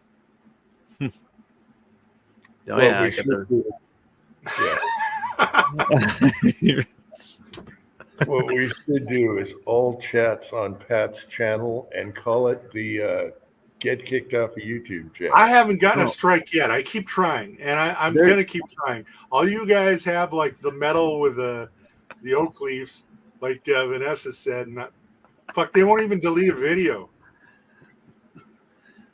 Dude, they're screwing with you at this point because they know you're trying, and they're just laughing as they let you get away with all this shit.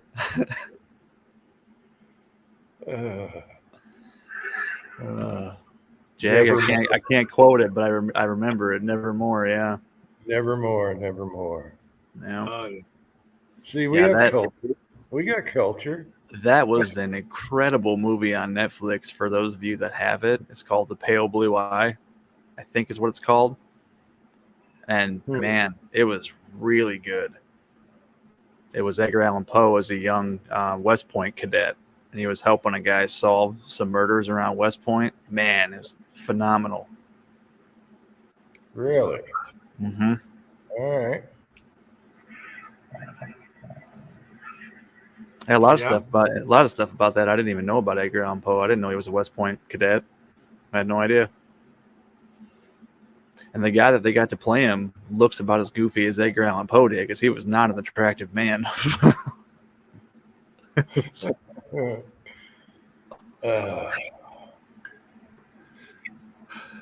You still haven't seen A Boy and His Dog. I can tell. You'd be talking about it if you did. No, you're right. I haven't. Damn it. I need to watch that one. Now is the time to be watching because we only got one kid and she's in bed. I wouldn't watch this with her wife. Nah. A tearjerker? No, not a tearjerker. Oh.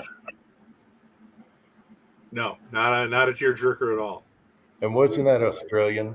No, this is Don Johnson's first big movie. Oh, yeah. Okay. For some reason, I thought it was Australian. Yeah.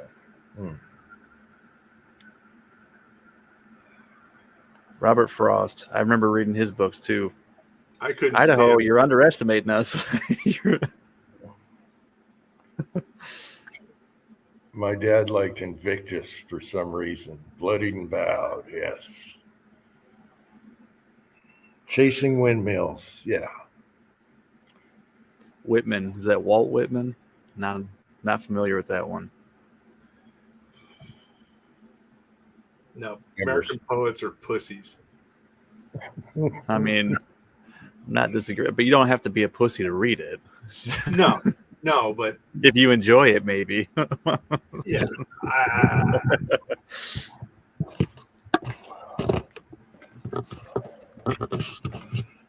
The things we talk about on chats. I have that song on my playlist from the Bloodhound Gang, and every time I hear that opening riff, I just smile. And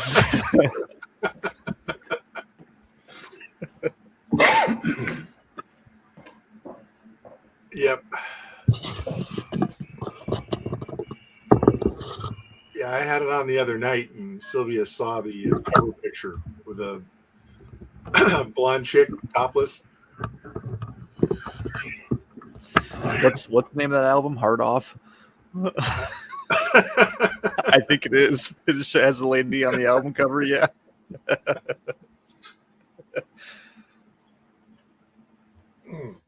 Oh, I love it.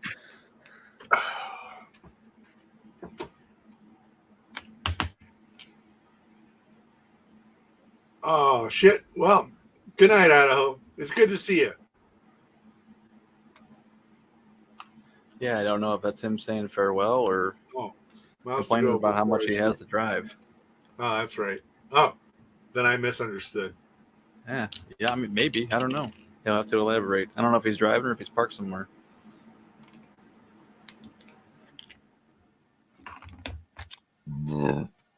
Ooh. That beer tasted good, but I'm not going to have another one. Because I know how that goes. Okay, good night, Idaho. And we're not sure if he's leaving yet. I don't know. He's quoting Robert Frost. Yeah, okay. Wow. Very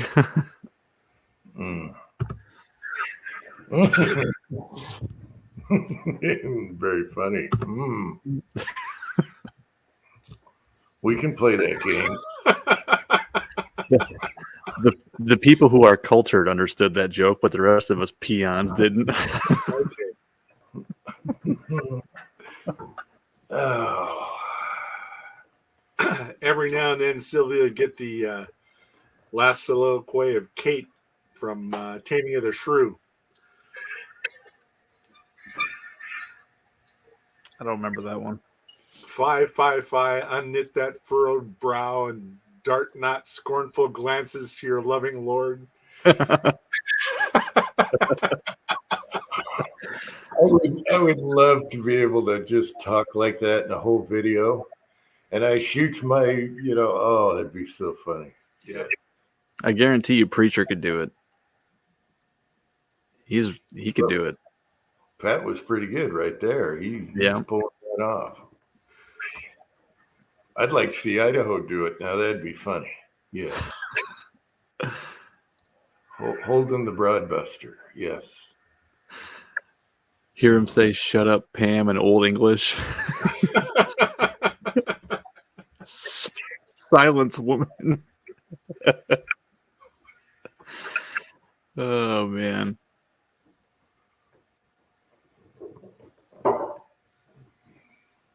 Well, let's shut her down at 3 hours. How about that? Yeah. That's actually 3 minutes. Oof. 4 minutes. 4 minutes and 20 seconds. Uncle John, green eggs and That's good. That's One fish, real. two fish, red fish, blue fish. I'm much more familiar with those. That's right. And it's banned now from children. Mm-hmm. Nah, it's not. We just bought them all for Jordan. We got them all upstairs. Oh, you do? Mm-hmm. All right. Maybe it's banned from libraries. I don't know. Or I schools. figured we might as well get them while we still can. So Bring maybe them they up. have them by now. Yep. Bring them up right. Go, dog, go. There once was a girl from Nantucket. Or a boy from Nantucket. I can't remember. Little Miss Tuffet sat on her. Mm-hmm. Yes. Over here. All right. Good night, Patriot Paul. Mm-hmm. Good night, Paul. Take her easy. Good to see you. We're all going to bail in 2 minutes anyway. Nice round number. Keep track. I got lots of minutes this month. What is it? It's almost over, isn't it? Yeah, you've only got like 2 weeks left before they reset. Wow. Yeah. Why do I have Oh. a warning thing here? Is that an update? One new notification. Okay. Oh, it's almost my favorite time of year too. Oh. Oh, yes. Oh. Yep.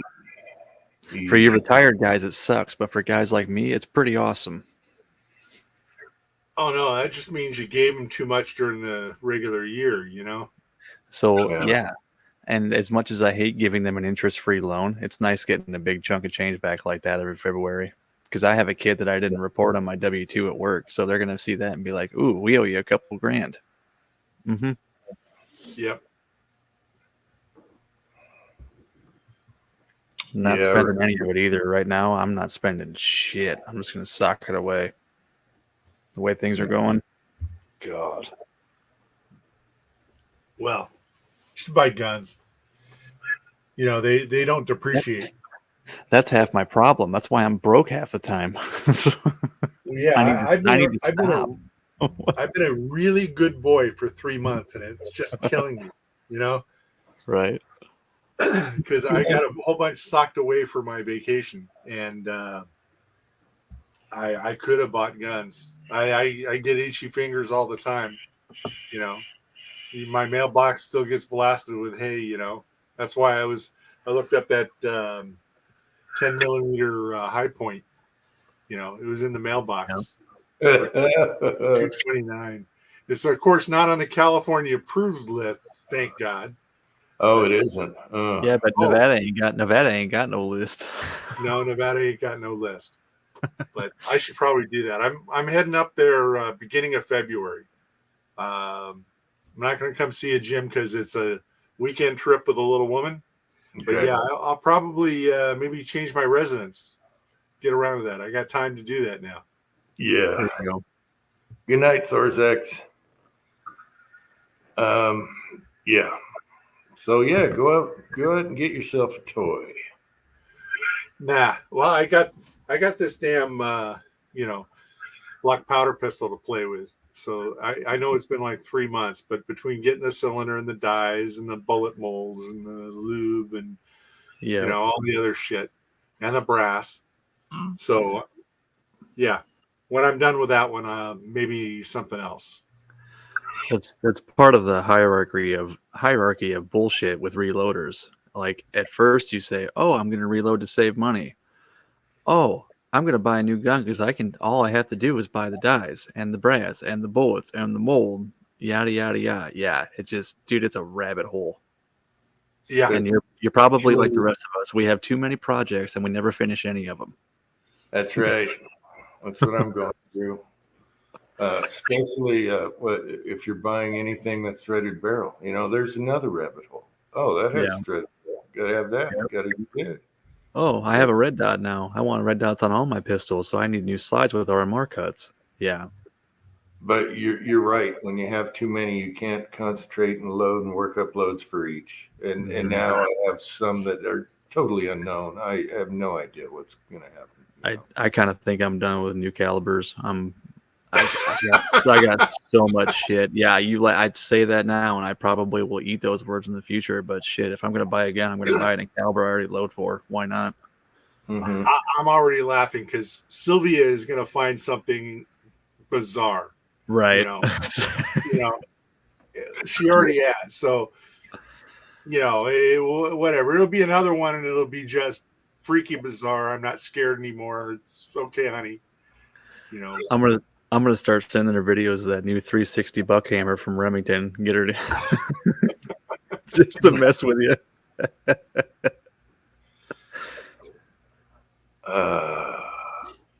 I've been messing with Jim. The son keeps bringing home stray calibers, and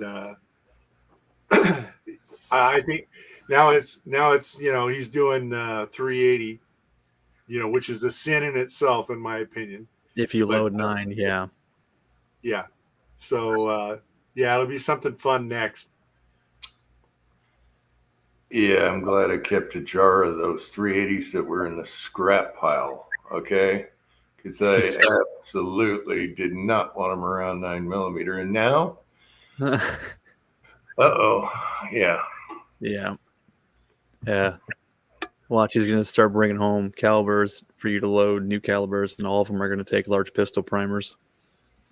No, we're gonna have a new rule. No more. I already told you, no more from now. Okay, let's catch up with what we got. Next thing you know, a month from now, just watch the clock right now. Yeah. Yeah. It'll be 357 SIG or something. Oh God. That just sounds like a nightmare. A bottleneck pistol cartridge. Ugh.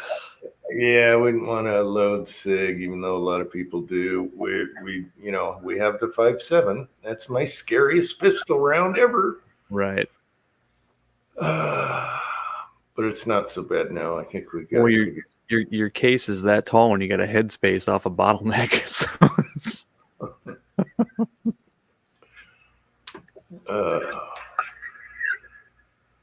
I know it's weird. Everyone's making 5.7s now. Smith, PSA. They came out with a compact now. Yeah.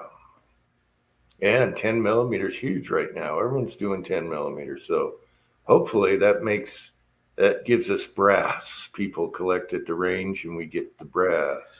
Yeah, but then you got the same problem you got with 45. Some's large and some small pistol brass, and it's all going to be mixed together, and you're going to go, son of a bitch.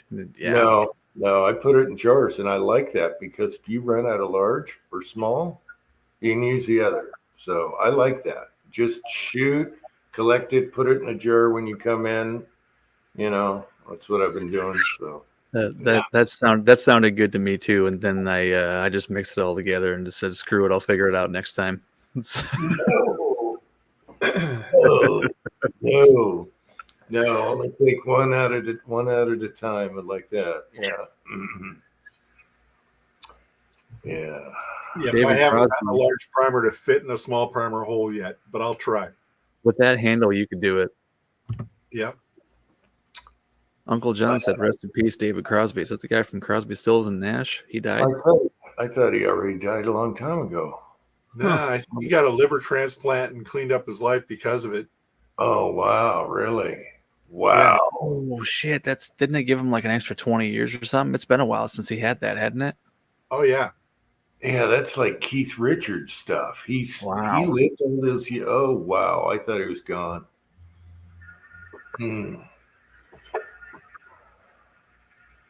Damage the lug on a 300 blackout. So is he talking about torquing down a barrel nut with a reaction rod? I've never used a reaction rod. Here he said, I'll show you what I do, and everybody's got different ways of doing shit. But will it damage it? What is a BEV block? I treat both like they're the same because outer wise they are, but I don't have a BEV block. oh, so okay, is he? Yeah, he's asking if a reaction rod with the lugs that you torque down on it should be the same for a 300 blackout barrel, and I don't think damage it, right? Are you like the reaction rods that go inside your chamber on your barrel? Oh, okay. They have the lugs on the rod. It should be the same because you can use the same bolt.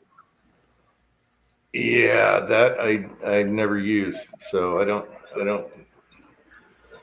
do that. But the bolt heads are the same. You take a 300 blackout bolt head and a 5.56, they're the same, so it shouldn't. Yeah, I wouldn't see why that would cause it because I mean it's not like one takes a higher barrel nut torque either. But now, I don't know. I don't know for sure. The inner diameter of the lugs there, inner diameter of the bolt. So the only difference. I know what I do. I thought he was asking like different ways to do it, but I just got this like my AR-10 block, my vice block for my upper, and then I have a block of wood that fits over the pick rail, and I actually put this in the vice sideways and squeeze down on the top. That way I'm not putting pressure on my my lugs on my upper. It's putting it on the entire upper assembly instead of just those two lugs. Yeah, I just use the bottom itself because if you're torquing it that much to mess up your pinholes, yeah, something's wrong. I don't think it would, but I mean, better safe than sorry, I guess. Yeah, and mine's made out of PTFE or whatever, so it's soft.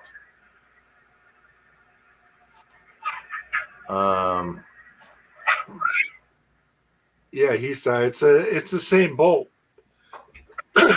No, it's the same. The only difference is the inside of the bolt face. So that's not going to affect anything because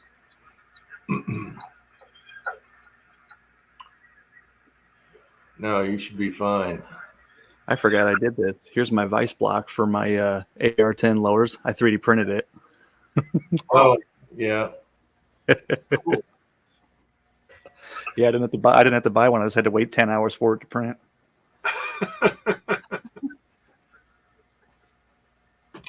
Yeah, it's a neat thing about printers. You want something, bam. Something stupid. Oh, if I could print an 1 3/8 crowfoot, that'd be sweet. But I want to do like light rails and whatever. Yeah. Jesse B Outdoors didn't have good luck with his 3D printed rail for his brass catcher. That snapped on him. Did you see that video? Yeah, that was made in Utah too. But that was weak there, like that. That like design would have been fine if they would have just put a screw through it, and then you could have cinched it down. That would have been no problem. I don't know why they wanted the pinch quick detach, and that's where they got too complicated there. Just keep it simple. Yeah, you can throw a screwdriver in your range bag and take it off if you need to. I mean, yeah. Or you can have a twist thing because you have all that room where the net is. You could have a twist. Put a QD on there or something. Just yeah, put a twist or a double twisty. Or one of them QD mounts that you just snap shut and call it good. Yeah. Yeah. Yeah. Whatever. Anyway, he fixed it. He put on a screw-on metal. You know, he modified it. I need one of those because pistol in the snow. That's actually my next project that I'm doing right now. Well, it'll work for me at my range, but probably not anybody else. Unfortunately, I took some 1/2-inch round rod and I made it 4.5 foot long, and I welded 2 hooks on the end of it that'll hang over a 2x4. So the purlin or the rafter, the bottom truss on the trusses, it'll hang on that, and I'm going to sew a net between the 2 rods so that I can just take and hang a net right there, catch every piece of brass, and never lose 10 millimeter again. At the range, yeah. When you do that, put something in there. You know how your net's just going to lay flat? Put something in there that makes it go like this a little bit so it drops. It's not flat. Mm-hmm. I mean, you know, my cheapo brass catcher Yeah. that everyone hated because it hits the net first. All we did was put a little thing there, and now it goes out and then comes down in the bag. So this is gonna be huge. It's not gonna be a handheld thing. It's gonna be like 3.5 foot wide. I have a big one. When it's windy, the brass it pops right back out. So what you do is just put a little edge at the top and let the net go down that way. See what I mean? And I was gonna have enough room not to pop back out. I was just gonna have it flat because I don't care if it falls on the ground. I just don't want to go and open it in the woods. As long as it falls at the ground, I can just pick it all up right there. Because I lose 10 millimeter at least a piece every time I shoot, and that shit's 20 cents a pop. And it'll work better when you got a little weight at the bottom of the net. You know. So yeah, with the bottom, I'm gonna sew 2 pieces. Something flat. Yeah, you want something that goes like this, comes back, and then you got weight in the bottom, and then it goes back in. A little square box, and that'll help a lot. Yeah, I'm just gonna take. I got 2 chunks of 1/2-inch round rod. They're only like maybe 6-8 inches long. I'm just gonna put 1 or 2 of those on each side of the net, and it can all collapse together, and I can throw it in my truck and be done with it. Yeah. Yeah, we have a square one just with 1x2s that we clamp to the bench if you're resting, a pistol, and it's into there. But you do need that top piece of cardboard, anything. You know, if I was a tin man, I'd have like a 4 foot by 4 foot duct that just reduced down into, coffee can size. Like a bullet trap. Yeah. But for brass. And then the thing of if I shot at my own house and I didn't have to haul it back and forth to the range all the time, I probably would. But you could put hinges on it so it would fold up flat, right? Still. Just duct tape dryer vent to the ejection port on the pistol. And you can hear it go, Oh yeah, good stuff. Yeah, man. I'm. That's why I don't shoot that 10 millimeter very often, because I get pissed when I lose that brass. I shoot. So my range, you have to pull down a pretty steep hill. You park above the covered range, and there's like 6 or 7 really wide bays that you can shoot in. Well, on the left and the right, you're down in a gully, and on the left and right you got solid woods and overgrown weeds and shit. And it's like 35-40 foot from where I shoot.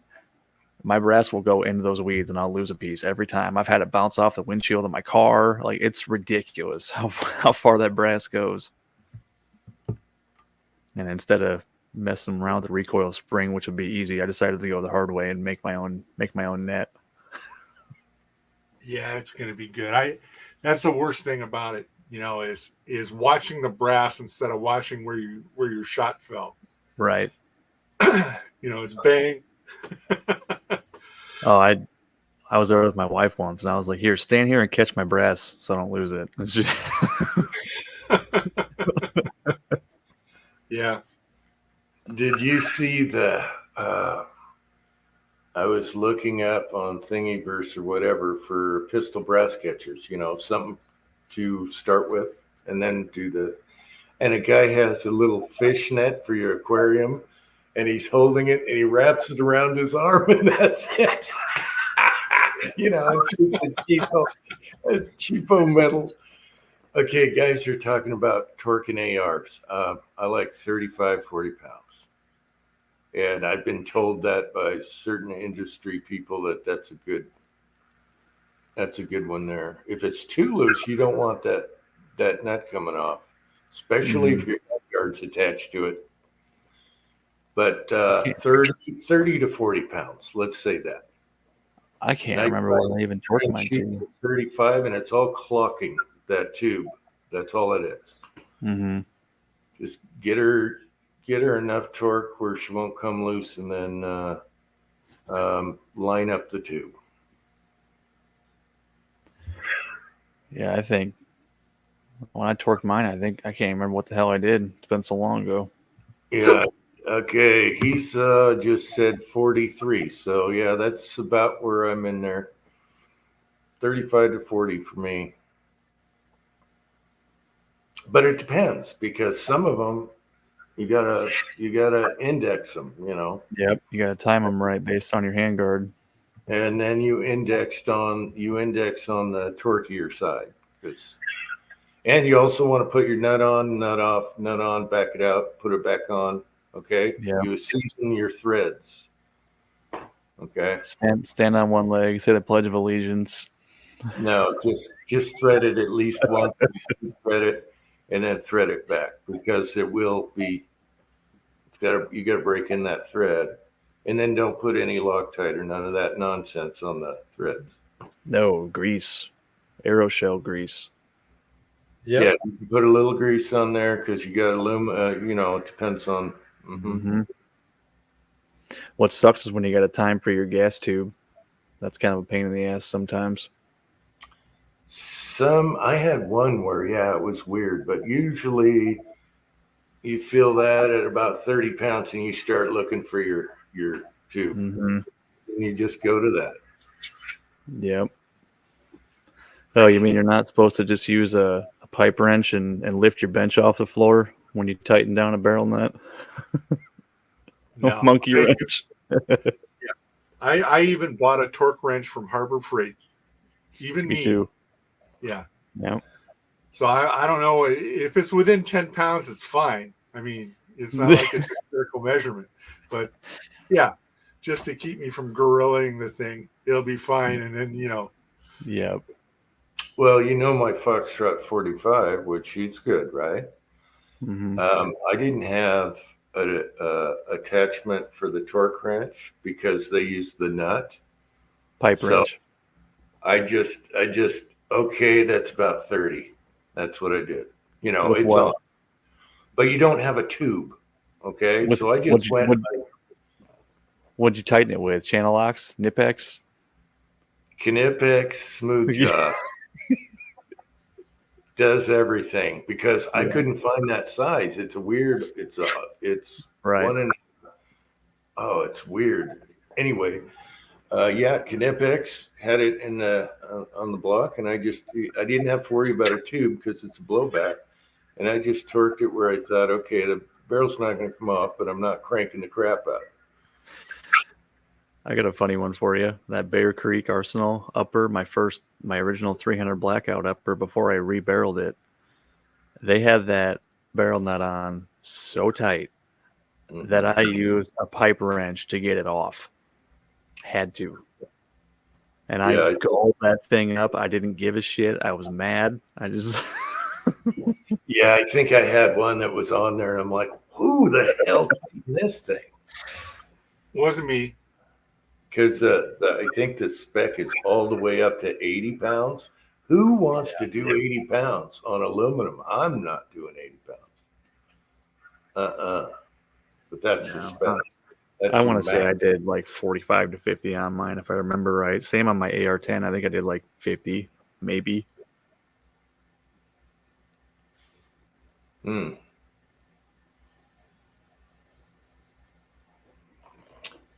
Yeah.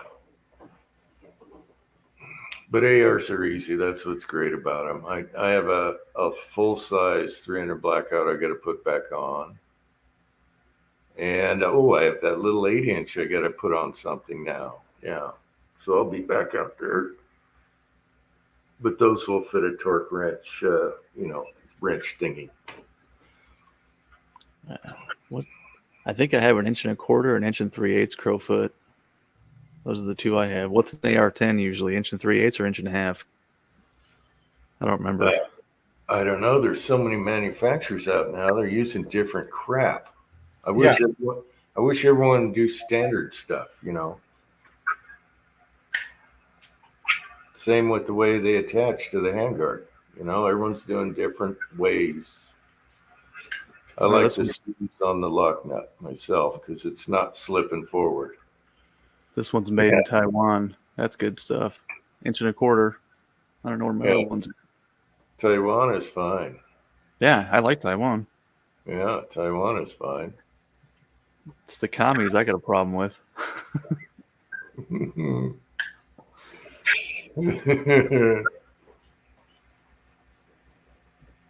Oh, well. We're down to 15. Some of you guys are still hanging in there, waiting for the disaster at the end. Watching that last video that you did with the your son's adapter for his AKV. You should have let me know. I got all the washers, man. Oh yeah. That's all right. I thought your son can fab them up. I know, but I've only used one of these out of the full set, so. I know, but those are gonna come in handy someday. But yeah, I thought I had more of them, but that's all we could find. I was digging through everything. What about that? What about that? And my son's like, I'm just gonna lap this. It's a lot faster than what you're doing right now. Let's get it done. Right. And he measured it all, so yeah. Man, I got all kinds of cool shit up there I forgot I had. You know what's funny? What's funny is I was going to tell the son, well, just lap the flash hider itself. Remember the contenders? Doing the figure 8 on a... Remember the contenders? How long it took to get it? And then, it went too far. Oh, let's do that again. And then you were like, I don't have time to stand up my powder coated bullets. I said, bullshit. You got time to do that to your brake. It was worth it though. One and done, no washers. God, that was funny. I take them off, so I didn't want a washer there. But that was funny because I thought about telling the son that, and then all of a sudden a thing popped up in my head. Tin Man, no, don't do it. I'd have busted your balls so hard. Yeah. It's hilarious.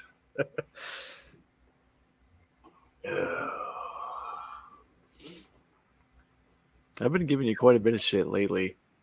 Actually, no, I backed off. Like a month ago, I was on your ass. The last one was Pat. Everyone's been on my ass. Pat is like, when you shoot a good group, don't give a bucket of excuses, right? Yeah, you had like a cloverleaf fucking group. And then he started dropping the excuses. Yeah. And so that was Pat's reply. Do you know what my reply to him was? Well, the barrel was really dirty, so there's that for him.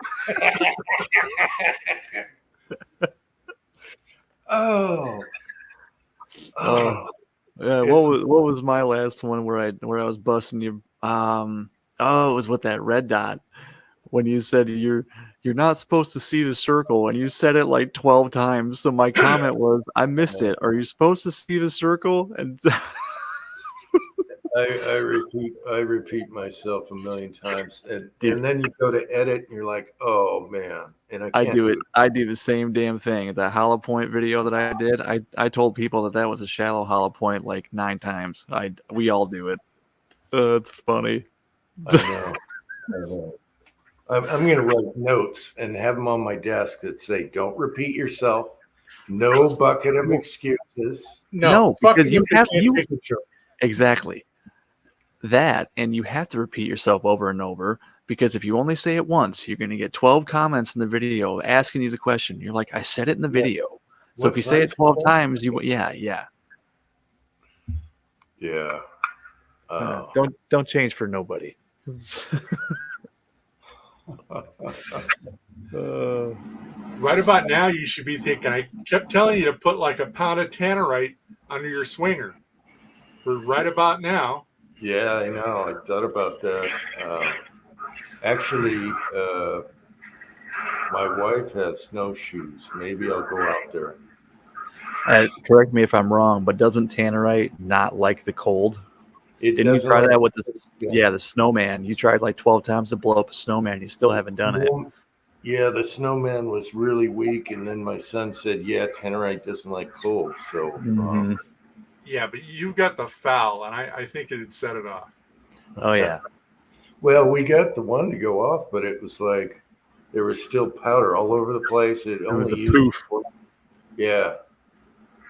I mean, the Right. snowman went down, but he didn't go boom, shake the windows. You know. Well, I Yeah. tell you what, I'll bring you a couple pounds. You can just set that there. It will go off. with impact. So does black powder impact sensitive? I don't know. I mean, Oh yeah, really? oh yeah, yeah. Yeah. So who needs tannerite? Shit. Well, tannerite's cheap, relatively Yeah. speaking. Yeah. So that's why people don't do it with black powder. But Yeah. it's good. If it was, hey, $25 worth of black powder, or get the wife's snowshoes out, dig for an hour, I'd go with a black powder. Yeah, me too. Hell, I would drive it to Utah, letting it roll around my truck bed for that. That just adds to the cool factor.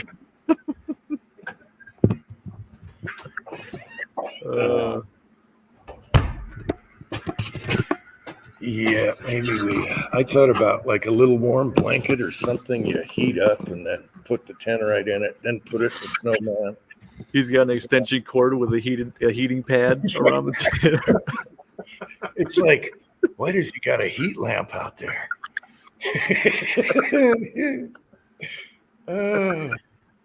Oh that's shit! funny. That's funny. James Pollard said we need a snowshoe video. Yes, I know. I'm putting Nora in the side chat again. Dang it! Yeah, you'll find the cougar. If you go out in snowshoes right now, you'll find the cougar.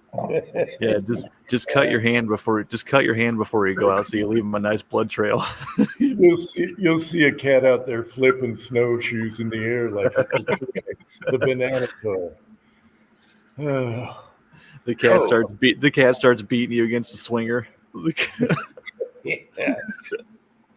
Oh, about that banana toy. Leon played with it one night, and that was it. Yep. Hasn't touched it. He won't even look at it. Walter's the same way, man. Except, you know what though? It's just like anything in life. You have your fun with it, you get bored with it, and then you put it away, and then 3 months later it's brand new again. So he'll come around. I guess, or it ran out of stuff inside. I don't know. He likes his binky. Dude, He's we've had the catnip Al Capone cigar for like 3 years now, and Walter was just making love to that like 2 weeks ago. So And I said, "Who gives a cat a cigar?"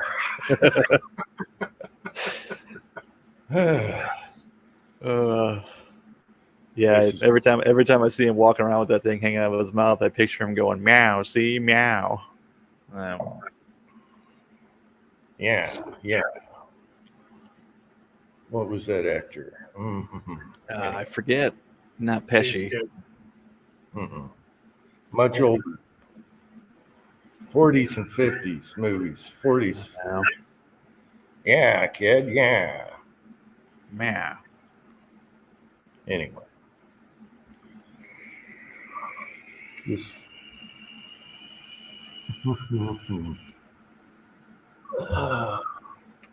Oh, my Midway package came in. I got more turrets. Yeah, Ooh, that's always good. Yep. Oh hell, how many am I up to now? 1, 2, 3, 4, 5, 6, 7. think Holy I have crap! 7. Yeah, I think I have 7. Well, I load quite a few calibers. I wanted one for each caliber. You just got a turret. I have like 10, and I've had my turret forever. Well, I mean, I wanted to set up a turret for each caliber right away, and I only had 4 turrets. I'm like, well, shit. I either got to take the dies out or I got to buy more turrets. So I bought more turrets for $9. Wow. Yeah, it's nice to have. Make sure that I'm sure they're better now, but during the rush when you couldn't get anything, their threads were funky. Like one end was different than the other, and you put a die in, and it's like stopping halfway, and it's like, what the hell? Oh, I if got- you steel I versus got- aluminum, steel wins every time. Just crank her home. Well, yeah, I do have one where I cranked her home, but luckily I only had one like that. Oh, fuck. And they're a little more brighter color or sandblasted looking on top than the others. I don't know. It's weird. I think Yeah, they this were. one, the or threads the do two- look a little goofy on these, but the top's shiny. The bottom half is, you can totally tell is cast. As long as the dice go in without having to get your special wrench out there that lifts the table. We've all done it. We've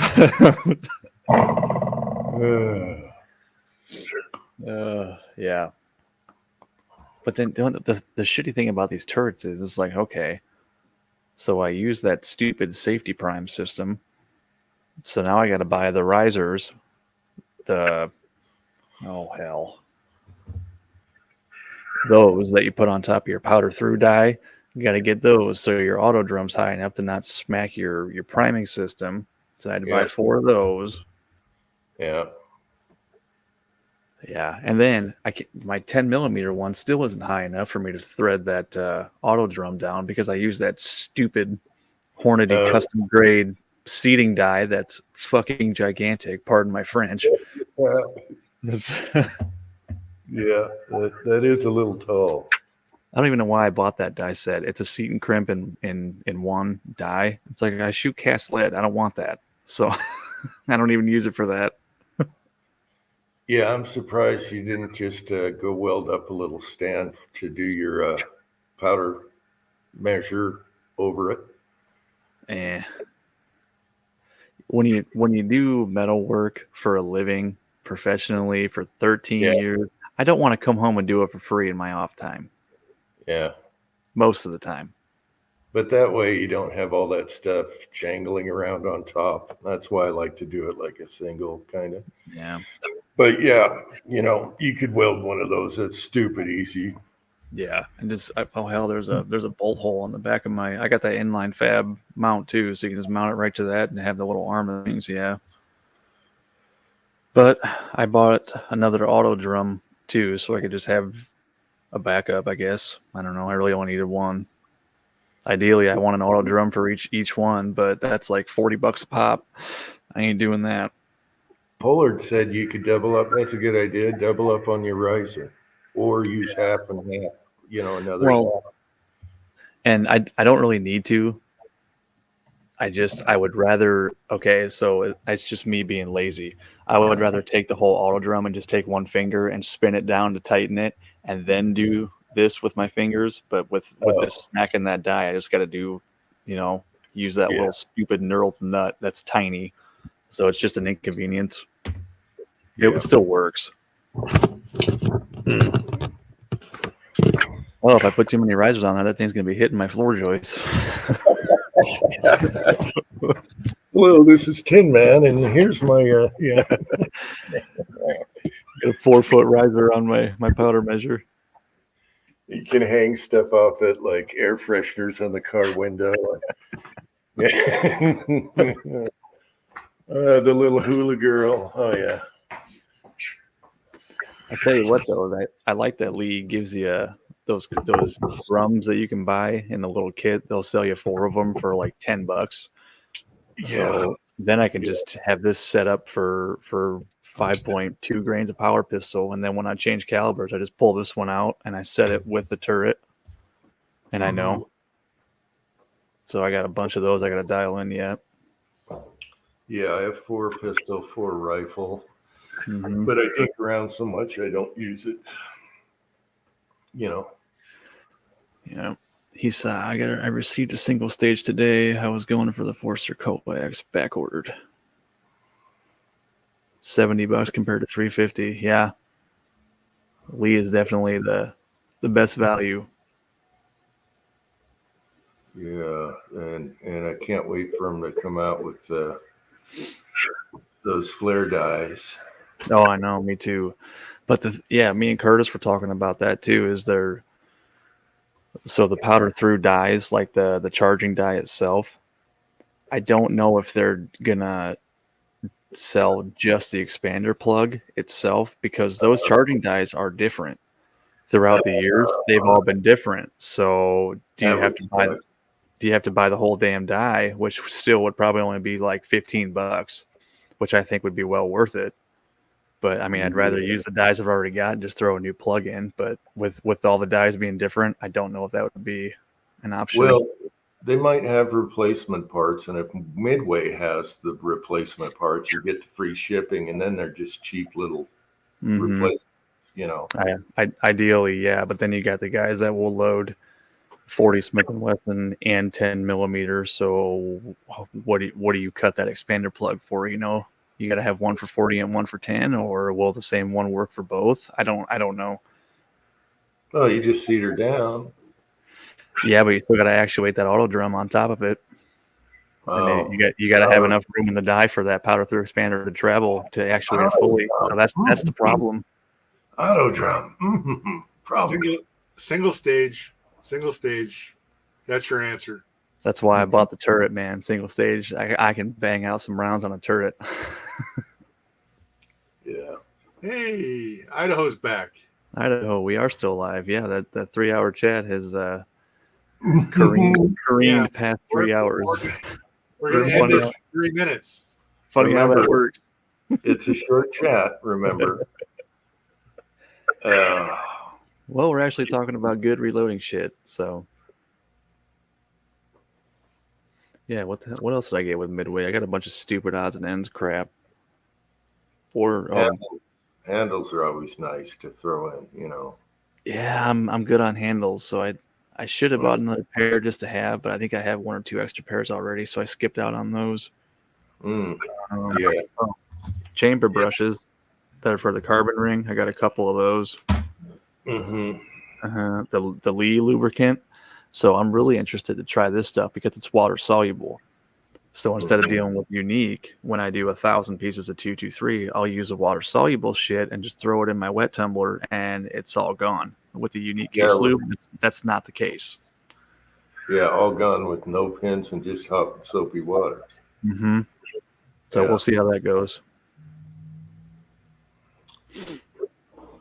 Yeah, if I'd have known that stuff was water soluble, 2 years ago, I would have been buying it already. But I had no idea. I figured they were all oil based. Ooh.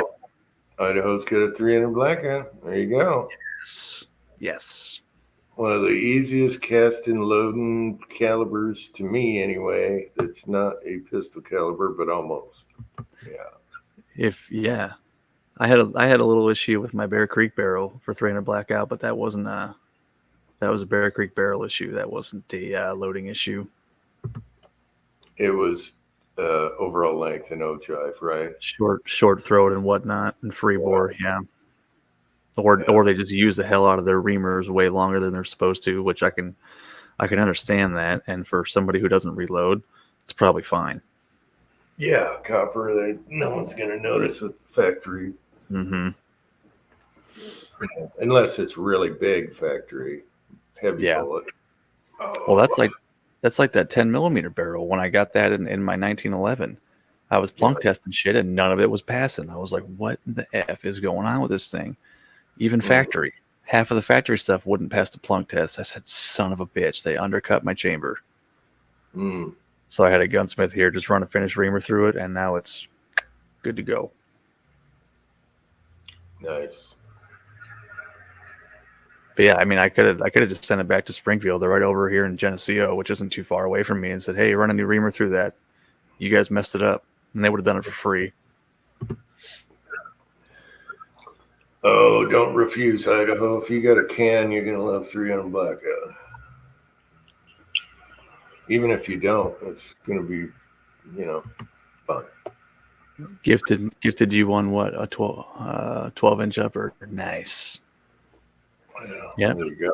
Right before the pistol brace ban. That's a good.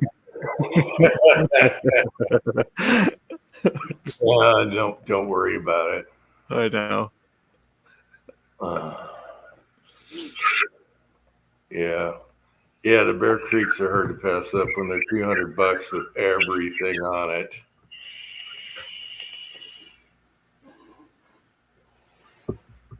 And that's the funny thing about them, is because some of the guys that use them, they said that they don't have an issue, because I'll send them my bullets and they'll say, "Hey, I loaded that bullet to this length in my Bear Creek upper and it was fine. I must have just got a shitty chambered one, you know." So some guys get lucky, but that's not me.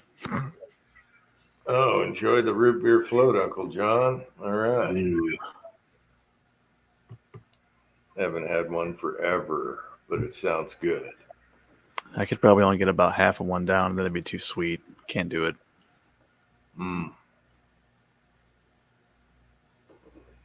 But I'll eat a whole bag of Skittles. There you go.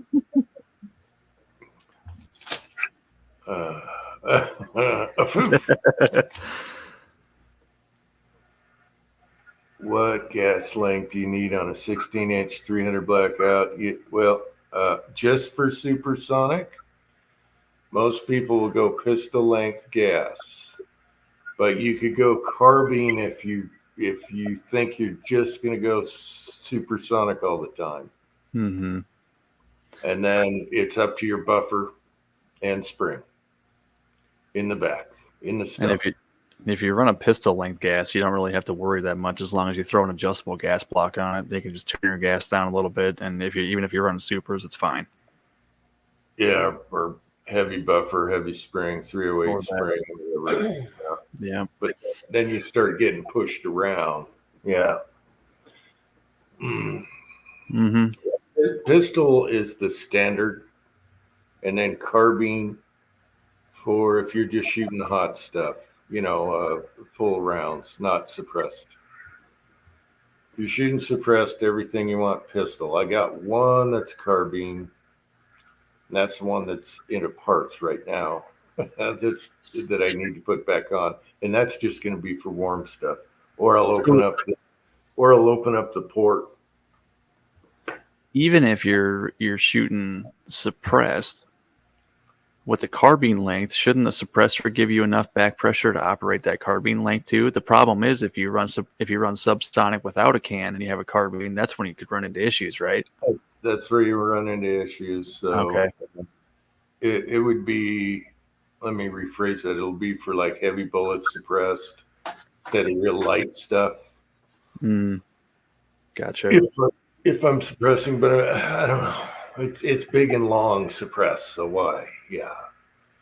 I'll just shoot warm loads through that one. Your food coming back up? Oh, that Al Pastor is fighting back. Oh, I bet.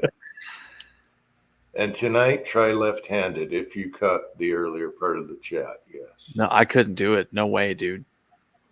No. I'd have to call somebody. I got a wife for that. Oh, I had to do it before when I messed up my hand, but I can't remember how bad it was. It's awkward. Yes. I would just have to jump in the shower afterwards. Yep. You'd be like hitting the toilet seat and everything, just smudging everything all over. Oh, yeah. Slapping my nutsack with some poopy toilet paper. Yeah. There we go. It's about that time. Yes. That was inappropriate, but yeah, it was funny. Okay, supersonic just for hunting. So you'd be fine. You'd be fine with either. It's how you want to set it up. So yeah, just go carbine. Try regular buffer and spring in it, which you'll probably already have in the stock. His next comment's good too. Yes. I'm glad cats don't do that. Oh, yes, they do.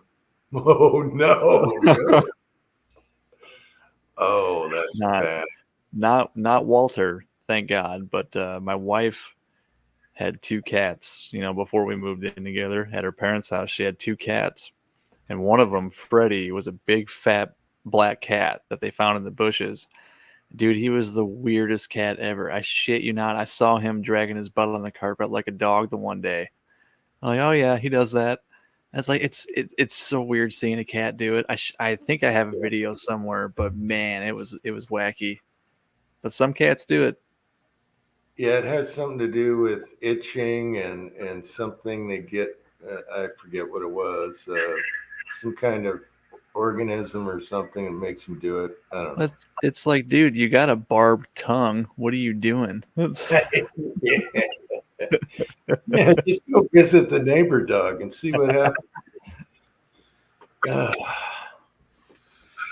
Oh, I got an update for you guys. Not so much on the Yeah, title. let's stop talking about cat assholes. Yeah. What do you got, Pat? Let's change the subject right here. Yeah. Yeah, I remember you showed us that before. That's a Okay, good dive. so I got on Google and I did Google foo. I did quotes and asterisks and nuts and everything. Nothing. 31. 31 long. That's like Yeah. the cartridge doesn't exist or what? Show that again, Pat.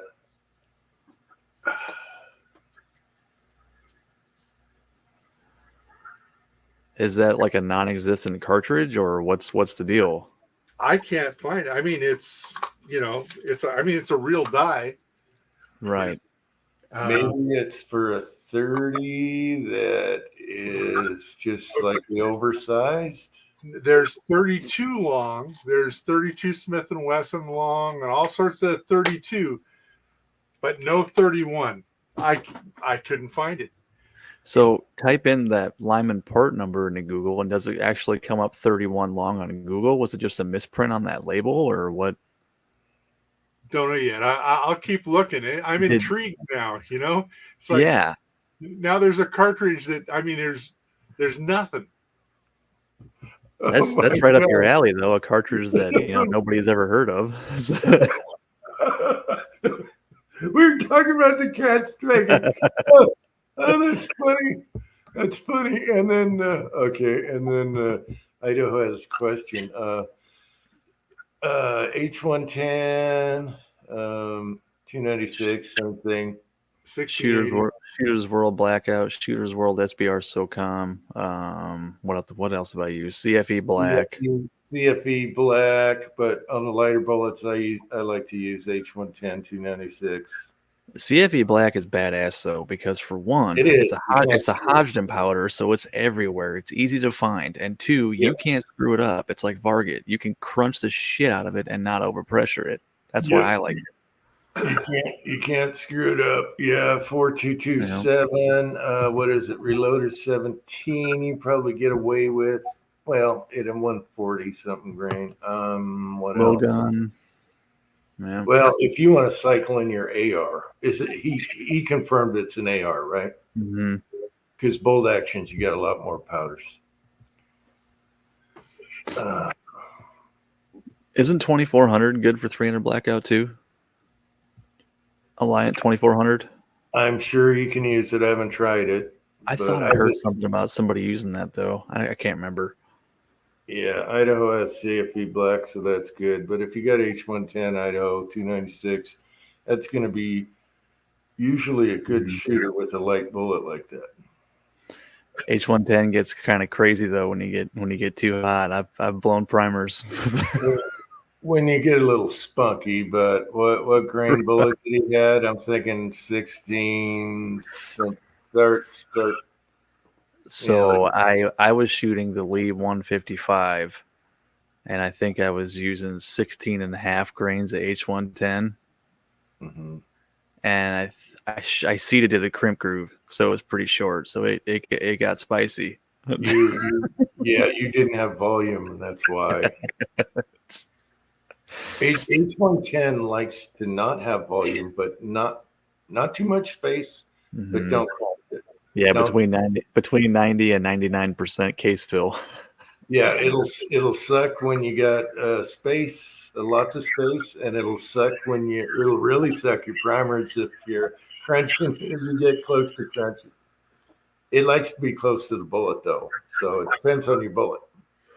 Yeah, Yeah, maybe you could use all that accurate number 5 you've got. Use all the what?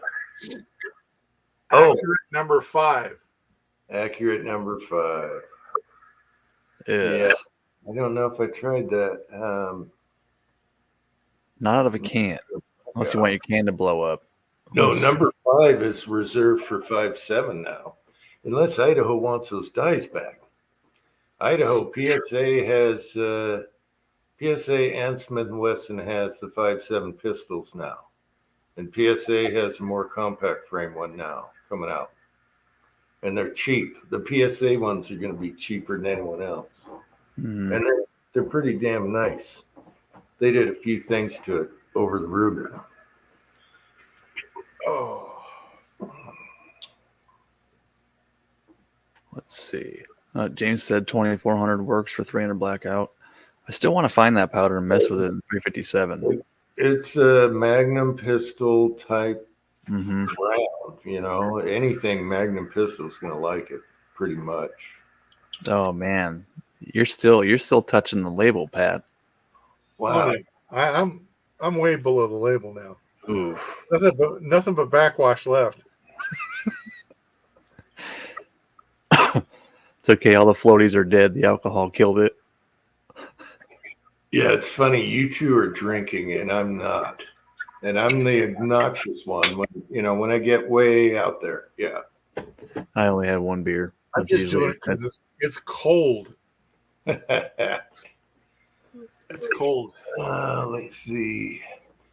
Oh, you want the Ruger? Are you sure? The PSA is pretty tasty. I don't know. If I was buying one today, I'd probably go PSA. I don't know. You got to shoot them both. Make your choice And then. the Smith & Wesson M&P is out now, but the trigger's probably, I don't know. Read the reviews on the PSAs. I think people are pretty happy with those. I haven't kept totally up on them, but there's things I like about it. Just hearing all the shit about it, reloading that cartridge. I don't know. I think I'd pass on that one personally. But I mean, Idaho does bottleneck stuff already, and it probably wouldn't be a big deal to him.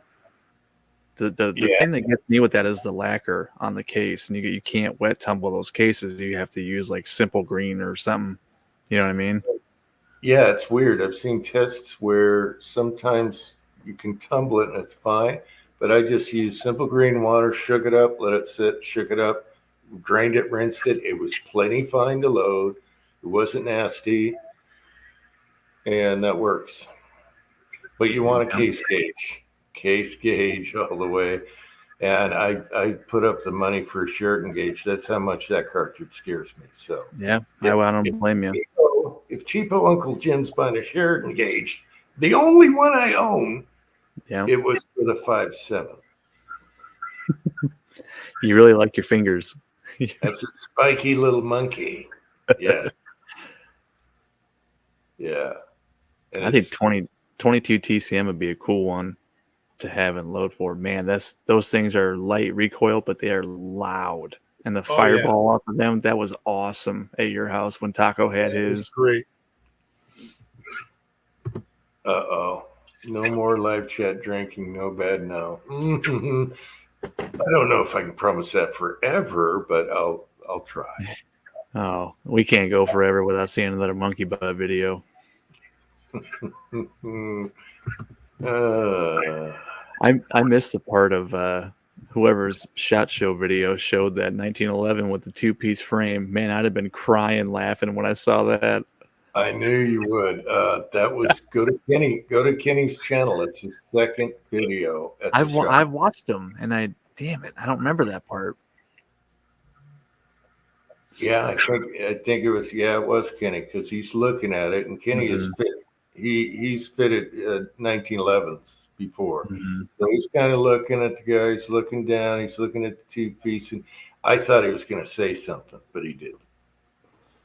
I don't think he remembers. What kind of Mickey Mouse shitty you got here? Is It would have been funny if the guy shows him the two-piece frame and he goes like this, and he looks directly at the camera.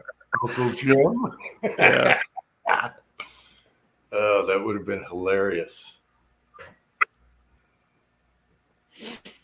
Yeah, I don't remember seeing that part, but I usually watch. If I'm watching on my phone, it's usually in bed and I'm half asleep.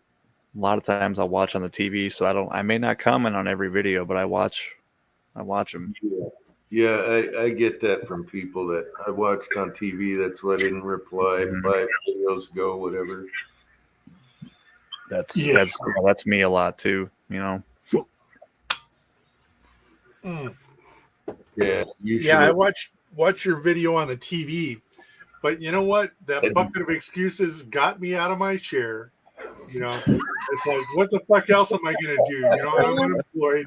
I fire up the computer, fire up YouTube, and get the fuck in there and put my comment in. Yeah, that was worth it. I'm glad I wasn't the only one that caught that because I was laughing pretty hard when he was throwing them out, man. I was like, you shot an awesome group. Why are you throwing out excuses? Hey, I like to tell what's going on, and I was freezing, and my thing, the staples came off the stick, and I'm like, son of a bitch, I have brand new Target in the snow, all getting wet, and then I go back in, then I drop my phone in the snow. It all happened, people. You just Guys, I hate to dropped say your this, target. Go but ahead. I gotta go. The girls have come home, and I've got to take the TV box out of the living room and put it back in here. So that ends your room. Yeah. Okay. So good night, you guys. All right. Good night, Pat.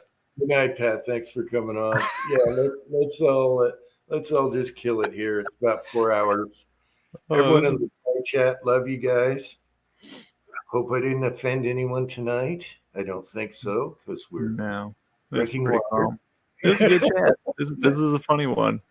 Yeah, it turned out pretty. It was good chat. So, all right. Love all you guys, and we'll see you next time. And do I remember how to do this? 2 weeks, and I'm a monkey all over again. All right.